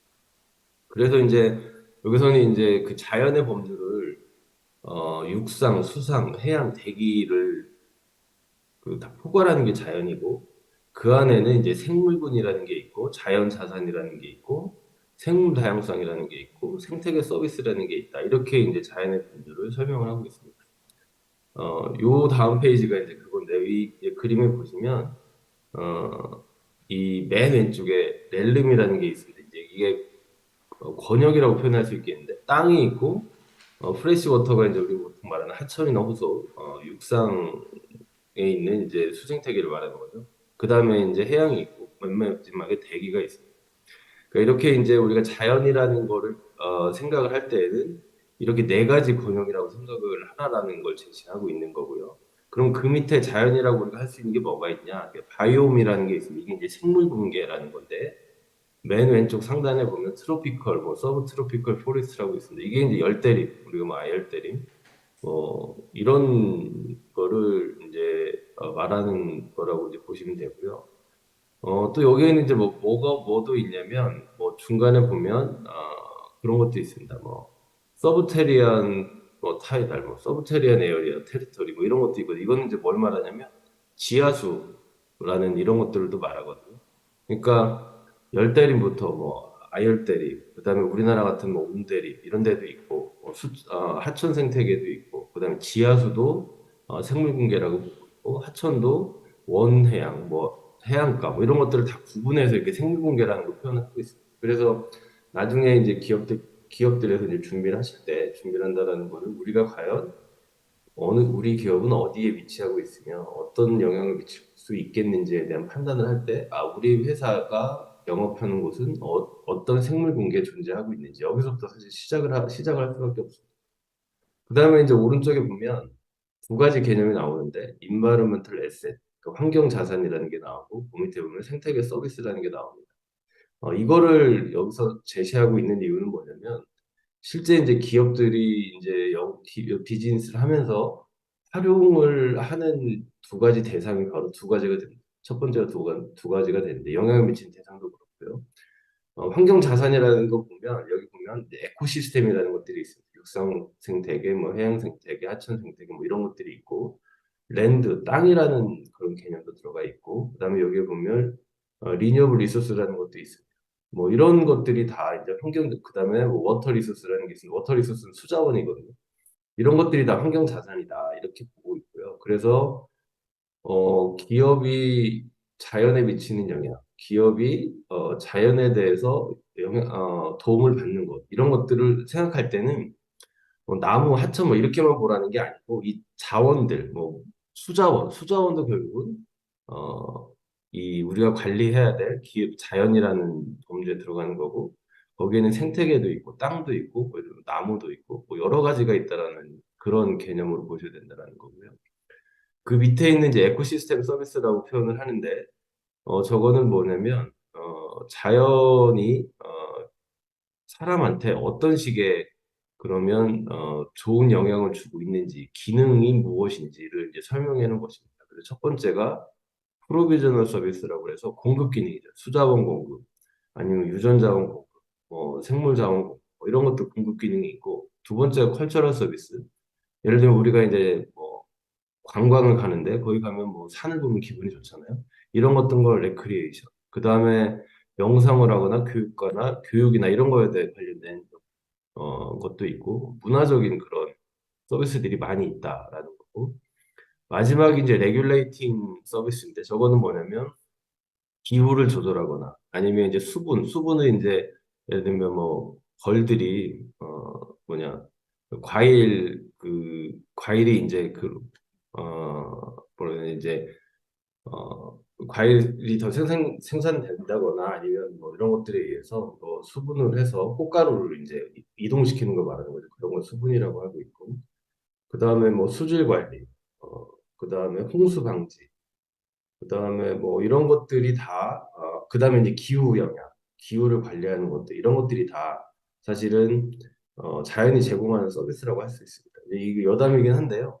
아마존에 사실은 자연이 일부가 파괴되면 그 영향이 사실 뉴욕까지, 미국까지 이제 영향을 미친다고 합니다. 이런 것들이 이제 대기의 그 기후 순환에 의해서 좌우가 되는 건데 그 기후 순환을 영향을 미치는 것들이 바로 자연 생태계라는 거죠. 어쨌든 이렇게 이제 세 가지 분야의 에코시스템 서비스가 있습니다. 이것을 제시한 이유는 뭐냐면 기업들이 앞으로 TNFD라는 것에 따라서 기업 활동의 리스크와 아니면 그다음에 오퍼추니티, 기회 요인을 잡는다거나 아니면 어떤 영향을 미치는지를 할 때는 이런 세 가지 부분을 다 검토해서 판단을 해서 전략을 세워라 이런 뜻이 되겠습니다. 그래서 이제 예를 들면 어느 기업이 하천에 이제 다 이제 폐수를 처리해서 방류한단 말이죠. 방류를 하게 되면 그 하천 생태계에 이제 영향을 미치게 되는데 이 영향을 미친다는 걸 어느 정도까지 볼 것이냐면 하천에 있는 물고기가 죽는다 이렇게만 보라는 게 아니고 그 물을 그러면 당장 쓸 수가 있는지 하류에서 이런 문제들. 두 번째는 이제 그 하천에 폐수를 방류했을 때 그 지역에 이제 예를 들면 뭐 물이 더러워진다거나 녹조가 생긴다거나 이렇게 되면 그 주변에 이제 사실은 그 관광 수요라든가 아니면 뭐 식당 가려고 하는 사람들이 이제 줄어들 수가 있단 말이죠.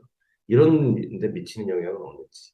뭐 이런 것까지 같이 고려를 해서 전략을 세우고 우리가 미치는 영향이 무엇인지를 판단하라 이런 뜻이 되겠습니다. 그래서 사실은 이 자연에 대한 공시를 준비할 때 가장 중요한 개념이 바로 이 자연의 범주를 어떻게 볼 것이냐 여기에서 시작을 하는 게 매우 중요하다고 할 수 있습니다. 그 다음에 이제 제가 설명드린 게 자연의 범주, 자연의 기여, 디펜던시라고 했는데, 디펜던시는 제가 좀 전에 말씀드린 각종 생태계 서비스, 이런 것들을 얘기를 하는 거고요. 이 생태계 서비스를 이제 디펜던시라고 표현하는 이유는 각 업체들이 이런 생태계 서비스에 의존한다라는 그런 개념으로 여기서는 생각을 하면 좋을 것 같습니다. 그 다음에 나오는 개념이 이제 자연에 대한 영향, 임팩트인데, 어떤 식으로 우리는 영향을 미치느냐라는 거를 이제 생각을 해봐야 됩니다. 그래서 여기서 이제 TNFD 가이드라인은 영향을 미치는 원인을 5가지를 얘기를 들고 있고, 그 다음에 방식은 직접적인 영향이 있을 수 있고, 뭐 간접적인 영향 이런 것들이 있을 수 있습니다.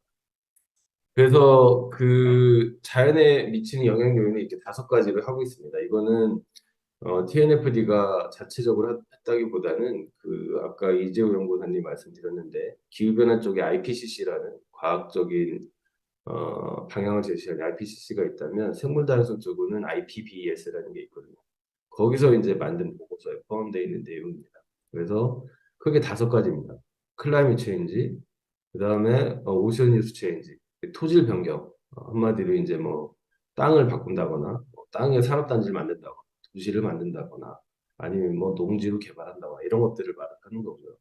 그 다음에 이제 자원의 활용, 그래서 물 사용을 한다거나 생물 자원을 사용한다거나 이런 거. 네 번째가 폴루션, 뭐 우리가 보통 얘기하는 뭐 대기오염 물질 배출하는 거, 수질오염 물질 배출하는 거, 토양 물질 배출하는 거, 폐기물 배출하는 거 이게 이제 폴루션에 해당하고 마지막에 이제 우리한테 익숙하진 않지만 인베이시브 에일리언 스피시스라고 해서 외래 침입종 이런 걸 말합니다. 이제 우리가 익히 알고 있는 거는 뭐 옛날에 있었던 황소개구리 이런 것들이 이제 인베이시브 에일리언 스피시스거든요. 이런 것들이 생태계에 들어오면 이게 엄청난 포식자 역할도 할 수도 있고 교란종이 될 수 있기 때문에 기존에 우리나라에 있던 다른 뭐 황소개구리가 들어와서 다른 개구리들이 이제 없어진다거나 아니면 곤충들이 없어진다거나 이런 문제가 발생을 합니다. 이게 전체적인 사회적인 문제가 될 수 있거든요. 그래서 예전에 기억하실지 모르겠지만 황소개구리를 퇴치하기 위해서 잡아서 음식을 어떻게 해 먹을 수 있는지 이런 것까지도 한 적이 있을 정도로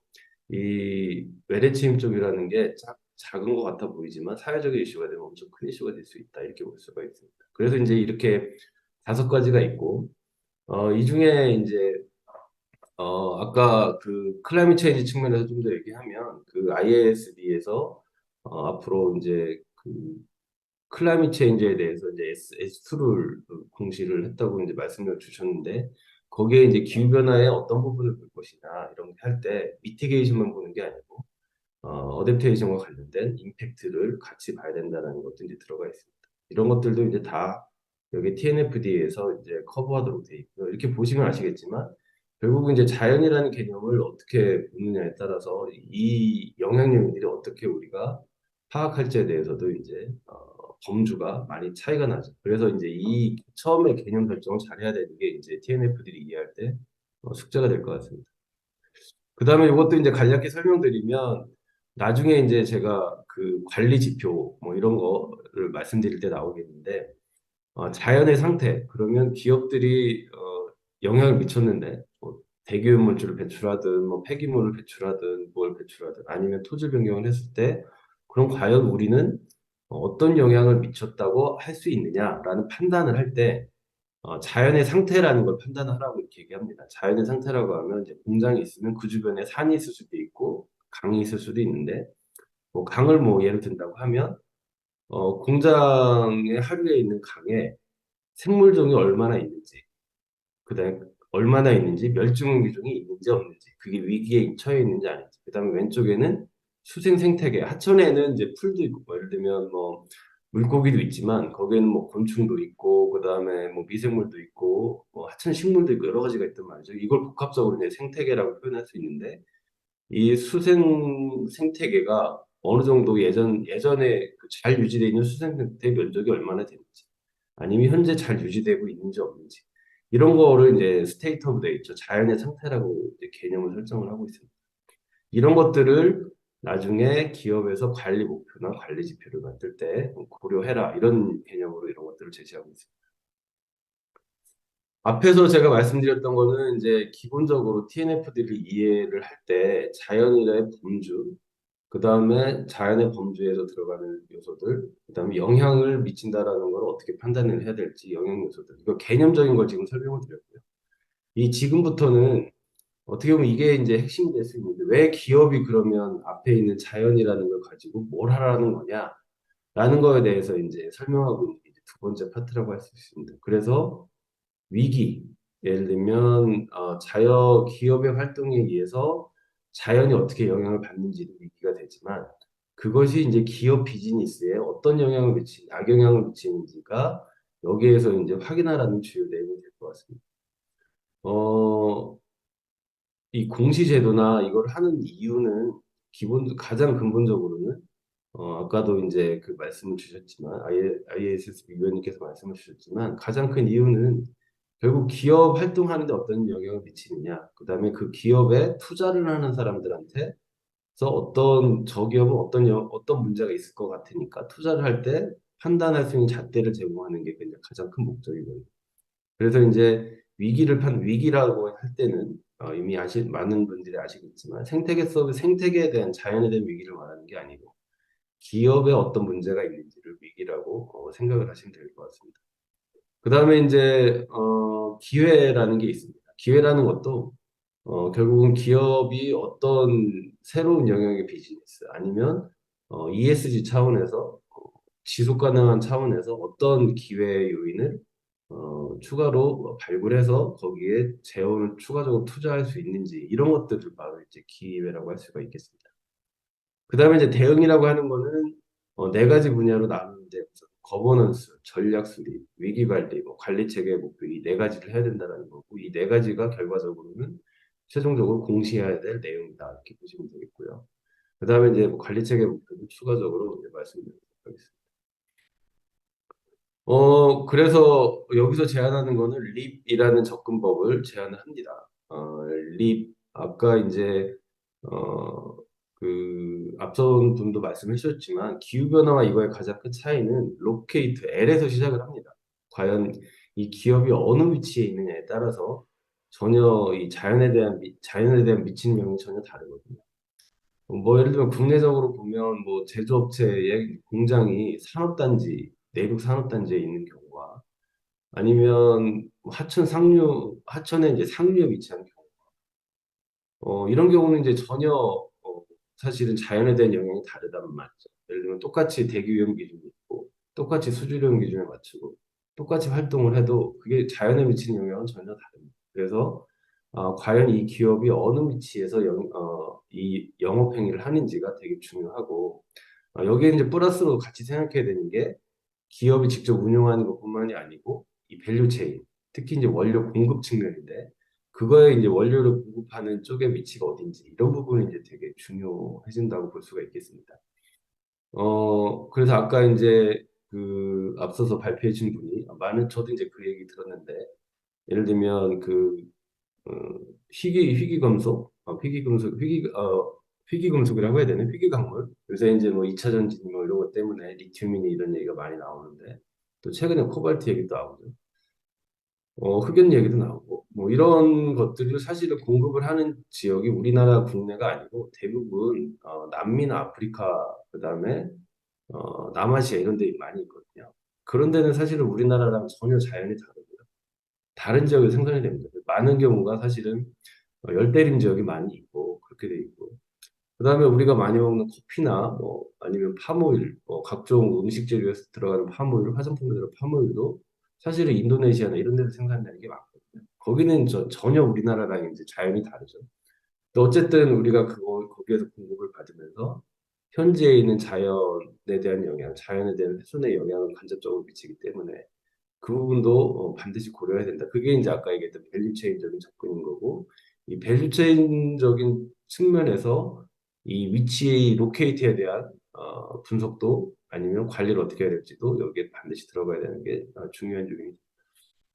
그 다음에 나오는 게 이제 이벨리웨이트라고 해서 어떤 악영향을 미치는지 앞에서 말씀드릴 때 임팩트가 뭐냐 우리가 하는 게 그다음에 두 번째는 우리는 어떤 생태계 서비스를 많이 활용을 하고 있느냐 이게 이제 이벨리웨이트에서 하는 거고 어세스는 그러면 이제 우리는 어떤 리스크를 가지고 있느냐 그다음에 어떤 기회 요인을 가지고 있느냐 이런 것들을 중심으로 하는 게 어세스고 마지막에 이제 프리페어가 공실을 위해서 해야 될 네 가지 스트래티지 그다음에 그 리포팅 뭐 스트래티지부터 해가지고서 이 분석한 네 가지를 관리 체계 이런 것들을 어떻게 이제 공개를 할 것이냐 이렇게 이제 네 가지로 나오고 있습니다. 그래서 이 TNFD 가이드는 네 가지를 설명을 하고 있다고 보시면 되겠습니다.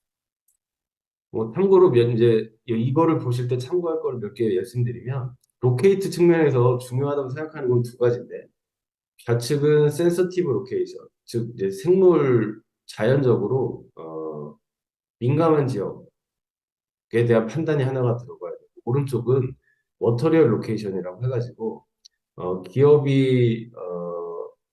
기업 활동을 할 때 민감한 지역은 아니지만 자연 자원에 아니면 생태계 서비스에 많이 의존하는 경우를 말을 합니다. 그래서 왼쪽부터 이제 얘기를 하면 민감한 지역이라고 하면 우리나라는 보호 지역, 국립공원 이런 데는 되게 민감한 지역이란 말이죠.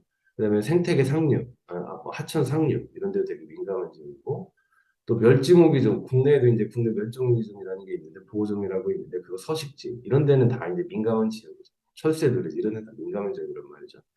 그런 거에 대해서 이제 거기에 영향을 미치는 기업 활동을 하느냐 이런 게 이제 하나의 판단을 하라는 거고 두 번째 이제 머터리얼 로케이션 측면에서 하라고 하는 거는 생태계 서비스를 많이 활용하는 기업에 어디에 있는지에 대한 판단을 하라는 건데 저기에서 이제 많이 관련이 있는 건 사실 물 수자원 쪽이 많이 관련이 있습니다. 수자원이 많이 관련이 있고 가령 예를 들면 그 하천 상류 쪽 그쪽에서 물을 많이 쓰는 기업들, 뭐 특히 이제 뭐 하천 하류 쪽은 바닷가 쪽은 에너지 기업들이 사실은 물을 냉각수로 많이 쓴단 말이죠. 이런 그 물을 많이 쓰는 역할을 그런 지역의 또 주요 관리 대상이 될 수가 있습니다. 단편적으로 예를 들면 이제 꼭 이제 그게 이제 물만 있는 게 아니고 아까 제가 말씀드렸던 생태계 서비스의 이제 여러 가지 측면에서 봤을 때 어떤 것에 많이 의존하고 있느냐 이런 것들에 대해서 머터리얼 측면에서 이제 판단해야 될 것들이 이제 중대성 측면에서 판단해야 될 것들이 있습니다. 그래서 좀 전에 말씀드렸던 것들에 대한 사례를 제가 이렇게 말씀을 드렸고요. 그 다음에 나오는 게 이제 위기의 평가입니다. 우리는 어떤 위기가 있느냐. 아까 제가 말씀드렸던 것처럼 위기라는 거는 이제 자연에 대한 위기만을 보라는 게 아니고 기업들의 영업 활동에 어떤 부담을 미치는 위기를 초래하는지 부담을 미치는지도 위기라고 같이 봐야 됩니다. 그래서 이제 위기를 크게 이제 그 물리적 위기, 전환적 위기, 뭐 그다음 하나가 이제 시스템 위기라고 표현했는데 시스템 위기는 너무 거대한 얘기라서 좀 뺐고요. 물리적 위기는 이렇게 보시는 것처럼 생태계 훼손됩니다. 생태계 서비스가 악화됩니다. 뭐 이런 것들이 이제 됩니다. 이제 생태계 서비스 악화를 좀 더 쉽게 설명을 드리면 자연산도 수질 관련해서는 녹조가 많이 생기면 예를 들면 요새 우리나라는 이제 그 상수도가 잘 돼서 뭐 상수도 수자원공사나 이런 데서 이제 물을 잘 처리해서 이제 보내니까 녹조가 발생해도 이제 걱정은 덜하지만 예를 들면 뭐 낙동강이나 뭐 이런 데 같은 경우 상류의 오염물질 문제가 생기면 하루에서 쓰기 어려워지는 사태가 많이 발생한단 말이죠. 이런 것들이 이제 생태계 서비스의 악화라고 보시면 되겠습니다. 가장 이해하기 쉬운 것들이고 그 다음에 이제 뭐 산불이 나면 산불 나면 이것도 이제 문제가 많이 발생을 하죠. 이제 우리나라는 산불이 이제 주로 강원도에서 많이 나지만 뭐 예를 들면 미국이나 뭐 호주 사례에서 봤던 것처럼 이런 것들도 엄청난 이제 영향을 미치는 것들인 거고 뭐 야생종 전염병 악화 뭐 이런 것들이 이제 우리나라에 있었던 거는 이제 돼지열병 앞에 아프리카 돼지열병 뭐 이런 것들이 해당이 됩니다. 그런 거 하고 나면 뭐 축산업은 완전히 이제 난리가 나는 거죠. 근데 이제 축산업만 난리가 나는 게 아니고 그거 연결해가지고 다른 이제 식품업이나 이쪽에서 문제가 생기죠. 뭐 이런 것들이 다 이제 생태계 서비스 악화의 위기라고 보시면 됩니다. 그래서 그다음에 이제 원료 공급 측면에서 국제 공급하기 어려워지는 경우, 광물 공급이 어려워지는 이런 것들을 이제 밸류체인 측면에서 항상 발생할 수 있는 이슈들이죠. 그 우리나라가 커버하지 못하는 영역에서 다른 나라에서 발생하는 것들 이런 것들이 이제 물리적 위기고 전환적 위기는 정책적인 위기, 그다음에 시장에서의 위기, 평판의 위기, 기술의 위기 이렇게 네 가지, 다섯 가지 이렇게 뭐 구분을 하고 있습니다. 첫 번째 정책이 이제 강화되는 이제 규제들 이런 걸 얘기를 할 수가 있습니다. 자연 영향 요인 중에 제가 아까 그 대기오염 물질 배출하는 것도 이제 사례라고 했고 수질염 물질 배출하는 것도 사례라고 했는데 예를 들면 뭐 다 기억하시겠지만 미세먼지 오염, 미세먼지 엄청나게 이슈가 됐을 때 미세먼지 관련된 기준이 엄청나게 강화됐잖아요. 이런 것들이 이제 기업에 다 리스크로 돌아왔고, 그다음에 뭐 예를 들면 뭐 그 오래된 그 뭐냐 디젤차, 경유차, 도심 이 방지 뭐 이런 것들도 있었단 말이죠. 이런 것들이 다 이제 사실은 아까 영향 요인을 보면 같이 고려할 수밖에 없는 그런 거라고 보시면 되겠습니다. 시장은 뭐 원료 공급이 변한다든가 상품 구매가 바뀐다든가 이런 게 있고 평판은 뭐 다 잘 아시는 일들인 거고 이런 것들이 있고요. 그 다음에 이제 기회 영향은 이제 사업 성과 향상 측면 새로운 돈을 벌 수 있는 플러스 수익을 낼 수 있는 그런 유형 쪽이 이제 사업 성과 향상 측면이고 마지막에 이제 이거를 이 ESG를 하는 이유가 바로 SDG, 지속 가능 발전과 관련된 거기 때문에 그런 쪽에 어떤 기회가 크게 이제 두 가지 측면에서 이제 구분을 하고 있습니다. 그래서 자원의 활용률 측면, 뭐 시장 측면, 자본 흐름 측면, 지속 가능성 측면은 자연 보호뿐만이 아니고 자연 자원의 지속 가능한 이용 이런 측면들이 여러 가지가 있습니다. 그래서 결국은 앞에 있는 영향을 줄이기 위해서 그럼 기업은 어떻게 해야 될 것이냐. 이게 이제 그 SBTI, SBTN이 이제 발표한 내용에 이제 들어가 있는 거고, 그걸 그대로 TNFD도 살려서 집어넣습니다. 그래서 크게 이제 네 가지가 있다. Avoid, Reduce, 뭐 Restore, Regenerate, Transform 이런 것들이 있다라는 거고, 여러분들이 많이 이제 최근에 많이 있는 NBS, Nature Based Solution 자연 기반 해법은 이 중에 3번에 이제 해당하는 거라 이렇게 보시면 되겠고요. 가장 직접적인 형태의 이제 자연을 보호하기 위한 그런 활동이라고 보시면 될 것 같습니다. 어쨌든 이 네 가지가 있고 이 네 가지를 전략적으로 반영을 해라 이런 거고요.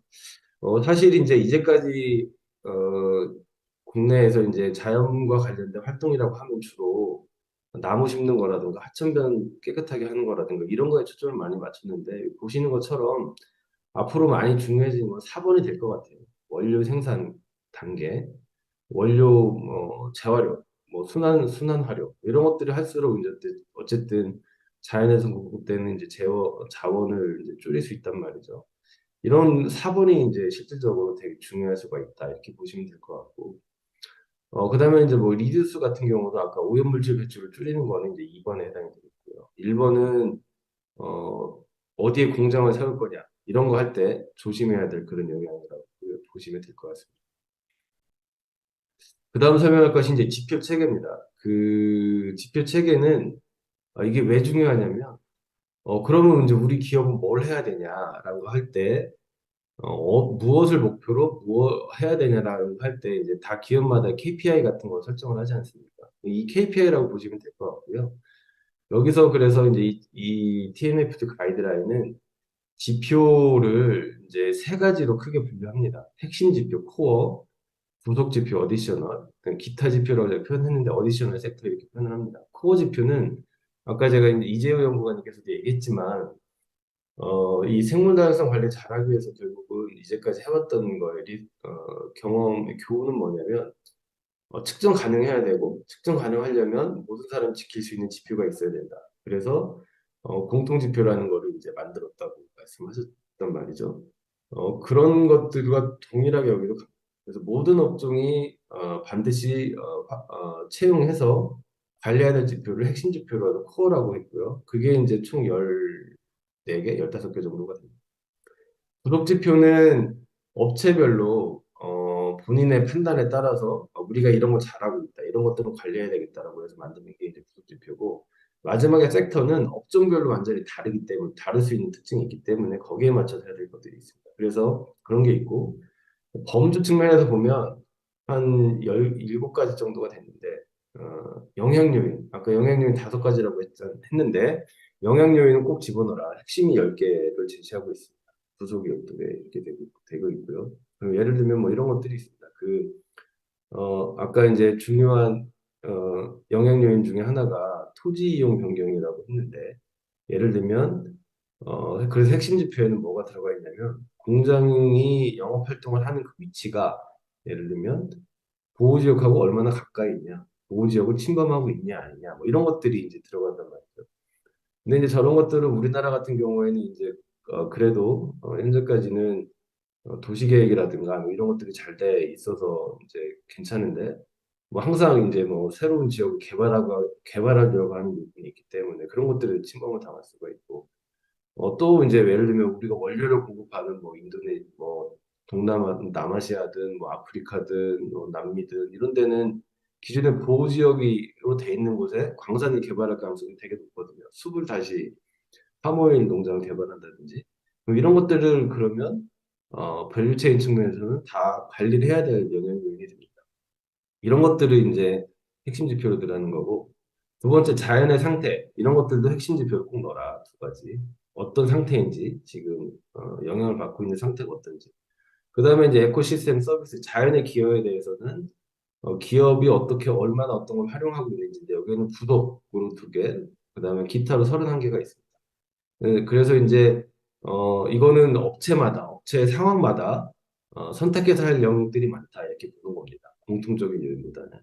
그 다음에 이제 위기 측면에서는 이제 핵심이 3개, 부속이 16개, 기타가 18개가 있습니다. 이거는 이제 가이드라인을 보시면 다 나와 있는데요. 여기서 핵심은 뭐냐면 이런 겁니다. 기업의 그 포트폴리오 중에 기업의 뭐 포트폴리오 매출액이라고 가정하죠. 매출액 중에 위기에 우리가 분석했을 때 위기에 노출될 수 있는 게 몇 퍼센트가 되냐, 뭐 이런 것들이 바로 이제 여기서 요구하는 거, 그런 거라고 보시면 되고요. 기회 부분도 보면 핵심이 2개, 부속이 3개, 기타 18개가 있습니다. 여기 핵심 뭐가 들어가 있냐면, 우리가 이제 이 자연을 관리를 위해서, 자연 측면을 위해서 우리가 생각하는 새로운 기회 요인이 뭐가 있느냐라는 거를 새로운 투자 영역, 뭐 새로운 투자 범위, 이런 것들이 이제 포함하라고 하고 있습니다. 아니면 텍소노미, 뭐 이후에 텍소노미 있지만 K 텍소노미도 있지만 K 텍소노미 중에 생물 다양성 부분을 얼마나 포함하고 있느냐, 뭐 이런 것들이 바로 이제 기회 요인에서 채택하라고 하는 핵심 지표에 들어가 있습니다. 그다음에 이제 거버넌스, 그다음에 전략, 뭐 영향 위기 기회 관리, 이런 것들은 다 이제 기타나 부속 지표에 들어가 있습니다. 그 이유는 뭐냐면 이거는 업체마다 너무 다 다를 수 있기 때문에 공통 지표에서 뺐고 부속 지표나 기타 지표에서 선택을 하라고 이렇게 제시를 하고 있습니다. 어쨌든 뭐 공시할 때는 이 부분도 이제 집어넣어야 되는 거고요. 어쨌든 그래서 기업이 이제 전략을 세울 때, 공시를 할 때는 이런 지표 체계에 이런 9가지 범주를 골고루 이렇게 섞여 넣어야 되는 거고, 그 중에 핵심 요인은 반드시 넣어야 되는 거고, 부속 요인들은 기업의 상황에, 기업의 이제 종류에 따라서, 기업 활동에 따라 선별적으로 해라, 선택적으로 해라, 이런 얘기가 되겠습니다. 그 예시가 이제 여기 있습니다. 이거는 이제 그냥 원문을 그냥 제가 가져온 거고요. 그래서 원문에 보시면 이 C라고 되어 있는 거는 이제 이게 핵심 지표입니다. 코어 지표인 거고, 자세한 것들은 보시고, 이 코어 지표들은 이렇게 오른쪽 보시면 아시겠지만 GBF도 타겟하고 이렇게 연결이 되어 있습니다. GBF도 타겟하고 뭐뭐와 연결이 되어 있다, 이렇게 되어 있습니다. 그래서 사실은 TNFD 가이드라인의 목표 설정이나 방향의 큰 흐름은 이번에 만들어진 GBF, 아까 이재호 연구원님이 설명하신 GBF에 맞춰져 있다고 보시면 되고요. 그래서 이 지표들도 이 GBF 뭐가 연결이 되어 있느냐라는 게 이제 설정이 되어 있다고 보시면 되겠습니다. 그 다음에 이제 이게 부속 지표인데, 제가 아까 말씀드린 여기 A라는 게 붙어 있습니다. A라고 하는 건 부속 지표고, 요거는 기업마다 다 상황이 다를 수 있기 때문에 기업의 상황에 맞게끔, 기업의 상황에 맞게끔 지표를 설정을 해라 이런 얘기가 들어갑니다. 그래서 이런 것들은 다 이제 다 다르고 좀 더 세분화되어 있습니다. 예를 들면 리스크도 뭐 트랜지션 리스크냐, 뭐 정책적인 뭐 제도적인 강화가 필요한 그런 것 때문이냐 아니면 뭐 이런 것들도 여러 가지가 있고요.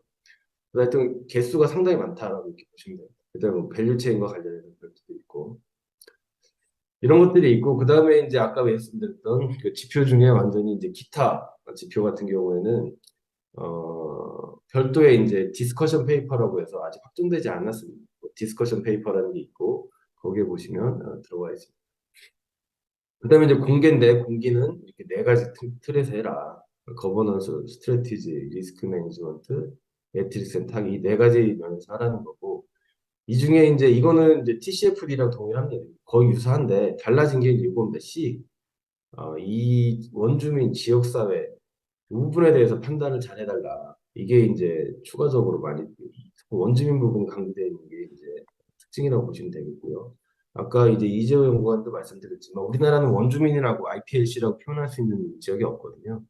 근데 이제 이거는 원료 공급, 밸류체인 측면에서는 항상 이 부분이 이제 중대 이슈가 될 수 있으니까 이런 부분들을 포함하셔야 되는 거고.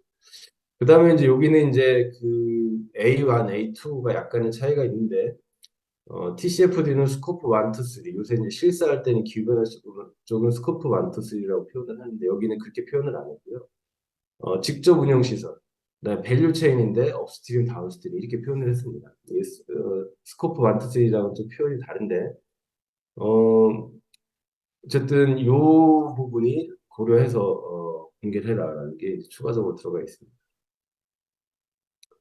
6대 요구 사항인데 이거는 뭐가 중요하다라는 겁니다. 어쨌든 중대 머터리얼리티 이거는 뭐 이 TNF뿐만이 아니고 뭐 다른 부분에서 다 적용되는 개념인데 결국 여기도 중요한 건 머터리얼리티를 잘 선택을 해라.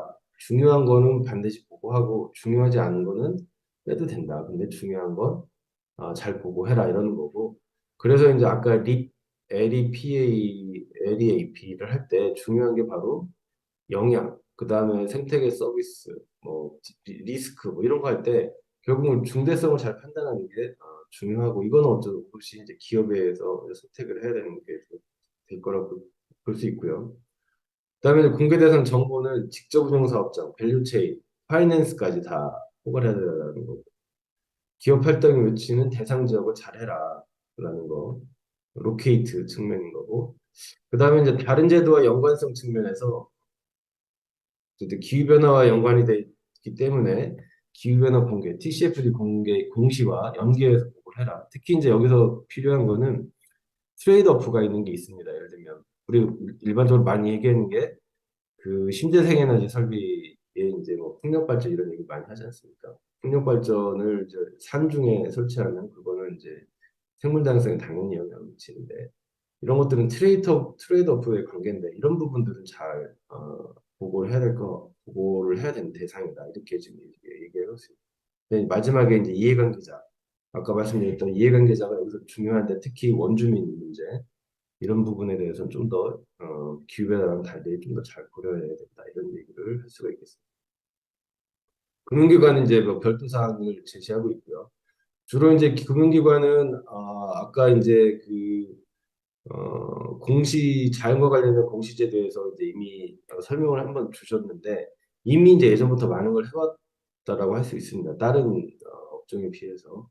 또 어쨌든 여기서 중요한 건 결과적으로는 얼마나 포트폴리오, 뭐 대출 아니면 뭐 투자 이런 것들을 잘했는지에 대해서 분석을 해서 이제 보고하라라는 게 이제 중요한데 이제 금융기업은 하나 이제 어려운 게 뭐가 되냐면 우리가 대출을 해줬는데 저 기업의 자연 관련된 문제가 뭐가 있지라는 거를 직접적으로 판단하기가 사실 되게 어렵습니다. 그래서 결과적으로는 정보를 투자를 받은 기업에서 받아야 되는데 이 정보의 수준이 얼마나 좋으냐가 사실은 금융기관에서 TNFD 분석을 할 때 얼마나 잘 분석할 수 있는지에 대한 기본 잣대가 될 수가 있습니다. 근데 이제 역으로 생각하면 금융기관은 당연스럽게 이 대출을 받는 기업한테 이 자연 관련해서 이전보다 더 많은 정보를 요구할 거고, 과연 TNFD 관련해서 무엇을 하고 있는지를 요구할 거고, 무슨 일을 하고 있는지 요구할 거라고 볼 수가 있겠습니다. 그래서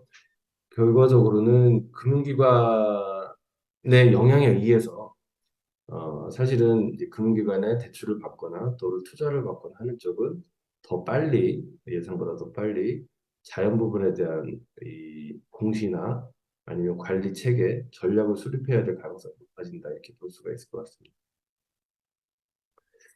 요거는 금융기관에서 주로 아니면 기업들이 판단할 때 어느 업종이 자연 관련해서 어떤 영향 요인 측면에서 리스크가 크다라는 판단을 하는 겁니다. 그러니까 금융기관 입장에서 이런 걸 보고 판단을 하면 아직은 예를 들면 각 기업들이 투자 대상 기업들, 대출 대상 기업들이 이 TNFD 관련해서 공시를 하기 된 시간이 걸리니 그 전에 판단할 때는 이런 히트맵을 보면서 판단을 해서 투자 포트폴리오를 조정을 하면 좋겠다라는 그런 측면에서 설명을 위해서 이런 것들이 이제 TNFD 가이드라인에 포함되어 있습니다. 지금부터는 이제 불혹소 체계, 네, 이거는 간략간략하게 하겠습니다. 불혹소는 크게 이제 5가지가 있습니다. 뭐 더 많이 있긴 하지만 그건 디스커션 페이퍼라는 이름으로 되어 있고요. 크게 5가지입니다. 하나는 이제 립 접근 방법에 대한 상세 가이드가 있습니다. 여기에 이거를 보실 때 중요한 건 스코핑이라는 거를 먼저 한번 봐주시면 좋을 것 같아요. 처음에 어떻게 접근하는 게 좋은지를 설명하고 있으니까 스코핑이라는 걸 보면 좋고 이 나머지 부분들은 뭐 자연스럽게 볼 수밖에 없을 텐데 하여튼 뭐 너무 길고 어려워서 좀 주의 깊게 깊게 보셔야 될 것 같습니다. 마지막에 이제 관련 자료들이 뭐가 있는지도 이제 내세우고 있고요. 그 다음에 이제 생물공개 가이드라인이 있습니다. 과연 예를 들면 열대림에서 비즈니스 활동을 하는 경우에는 어떻게 이제 문제가 될 수 있는지를 설명을 해준 거니까 이거 보시면 좋을 것 같고 그다음에 시나리오 분석 그 시나리오 분석은 앞으로 이제 리스크와 위기 요인이 뭐가 있을 때 있는지를 판단하기 위해 시나리오 분석을 해야 된다라는 거고 그런 것들이 이제 간략히 서술하고 있습니다. 근데 이제 이거는 좀 더 많이 개발이 돼야 될 영역이고 목표 설정은 어떻게 해야 되는지 이게 이제 아까 이전 발표 작가에서 해주셨는데 5가지를 SBTI를 한다 이런 얘기가 있습니다. 그다음 이해관계자 관리 가이드 이거를 이제 특별히 만든 이유는 특히 이제 원주민과 지역사회 문제 이런 부분에 대해서 이야기하기 위해서 그런 거고요. 이해관계자를 뭐 노동인력, 뭐 소비자, 밸류체인 노동인력까지 같이 고려해달라 뭐 이런 것까지 있습니다. 근데 이제 마지막 슬라이드입니다. 결과적으로는 그러면 기업에서는 어떻게 하면 좋을 것 같은데 결국은 이제 크게 제가 이제 나름대로 분류한 겁니다. 그냥 기업 내 조직 체계를 마련하는 게 필요하고 기업 전체 국내 현황을 조사하는 게 필요합니다. 근데 이제 이거를 한 번에 다 할 수는 없고 처음에는 계략적으로 하고 나중에 구체적으로 가야 되는데 이 계략적으로 조사하는 게 바로 스코핑이라고 보시면 되겠습니다. 그다음에 필요한 거는 이제 영향 분석을 하는 거죠. 어떤 영향이 있는지, 해법은 뭔지 이런 것들이 필요하고 위기와 기회 분석하고 이해관계자 관리하고 지속가능 보고 공개하고 뭐 이런 것들이 있습니다. 이거는 이제 다 아실 것 같고 그래서 제 생각에는 당장 24년이 내년인데 뭘 해야 될까? 모르겠습니다. 제 개인적인 판단에서는 우선은 기업 내 조직과 스코핑을 하는 게 필요할 것 같다. 스코핑이라고 하는 거는 현재 있는 이제 자료들 가지고 깊게 연구하기 전에, 깊게 분석하기 전에 현재 있는 자료를 가지고 기업의 상황, 우리의 기업이 있는 위치가 과연 아까 말씀드렸던 보호지역과 얼마나 가까운지 이런 것들은 뭐 인터넷이나 아니면 각종 그 데이터로 다 확인할 수가 있거든요. 이런 것들로 해서 큰 얼개를 먼저 만드는 게 내년에 해야 될 일이 아닌가 생각합니다. 네, 이상으로 발표를 마쳤습니다. 시간보다 길어졌는데요. 잘 들어주셔서 감사드립니다.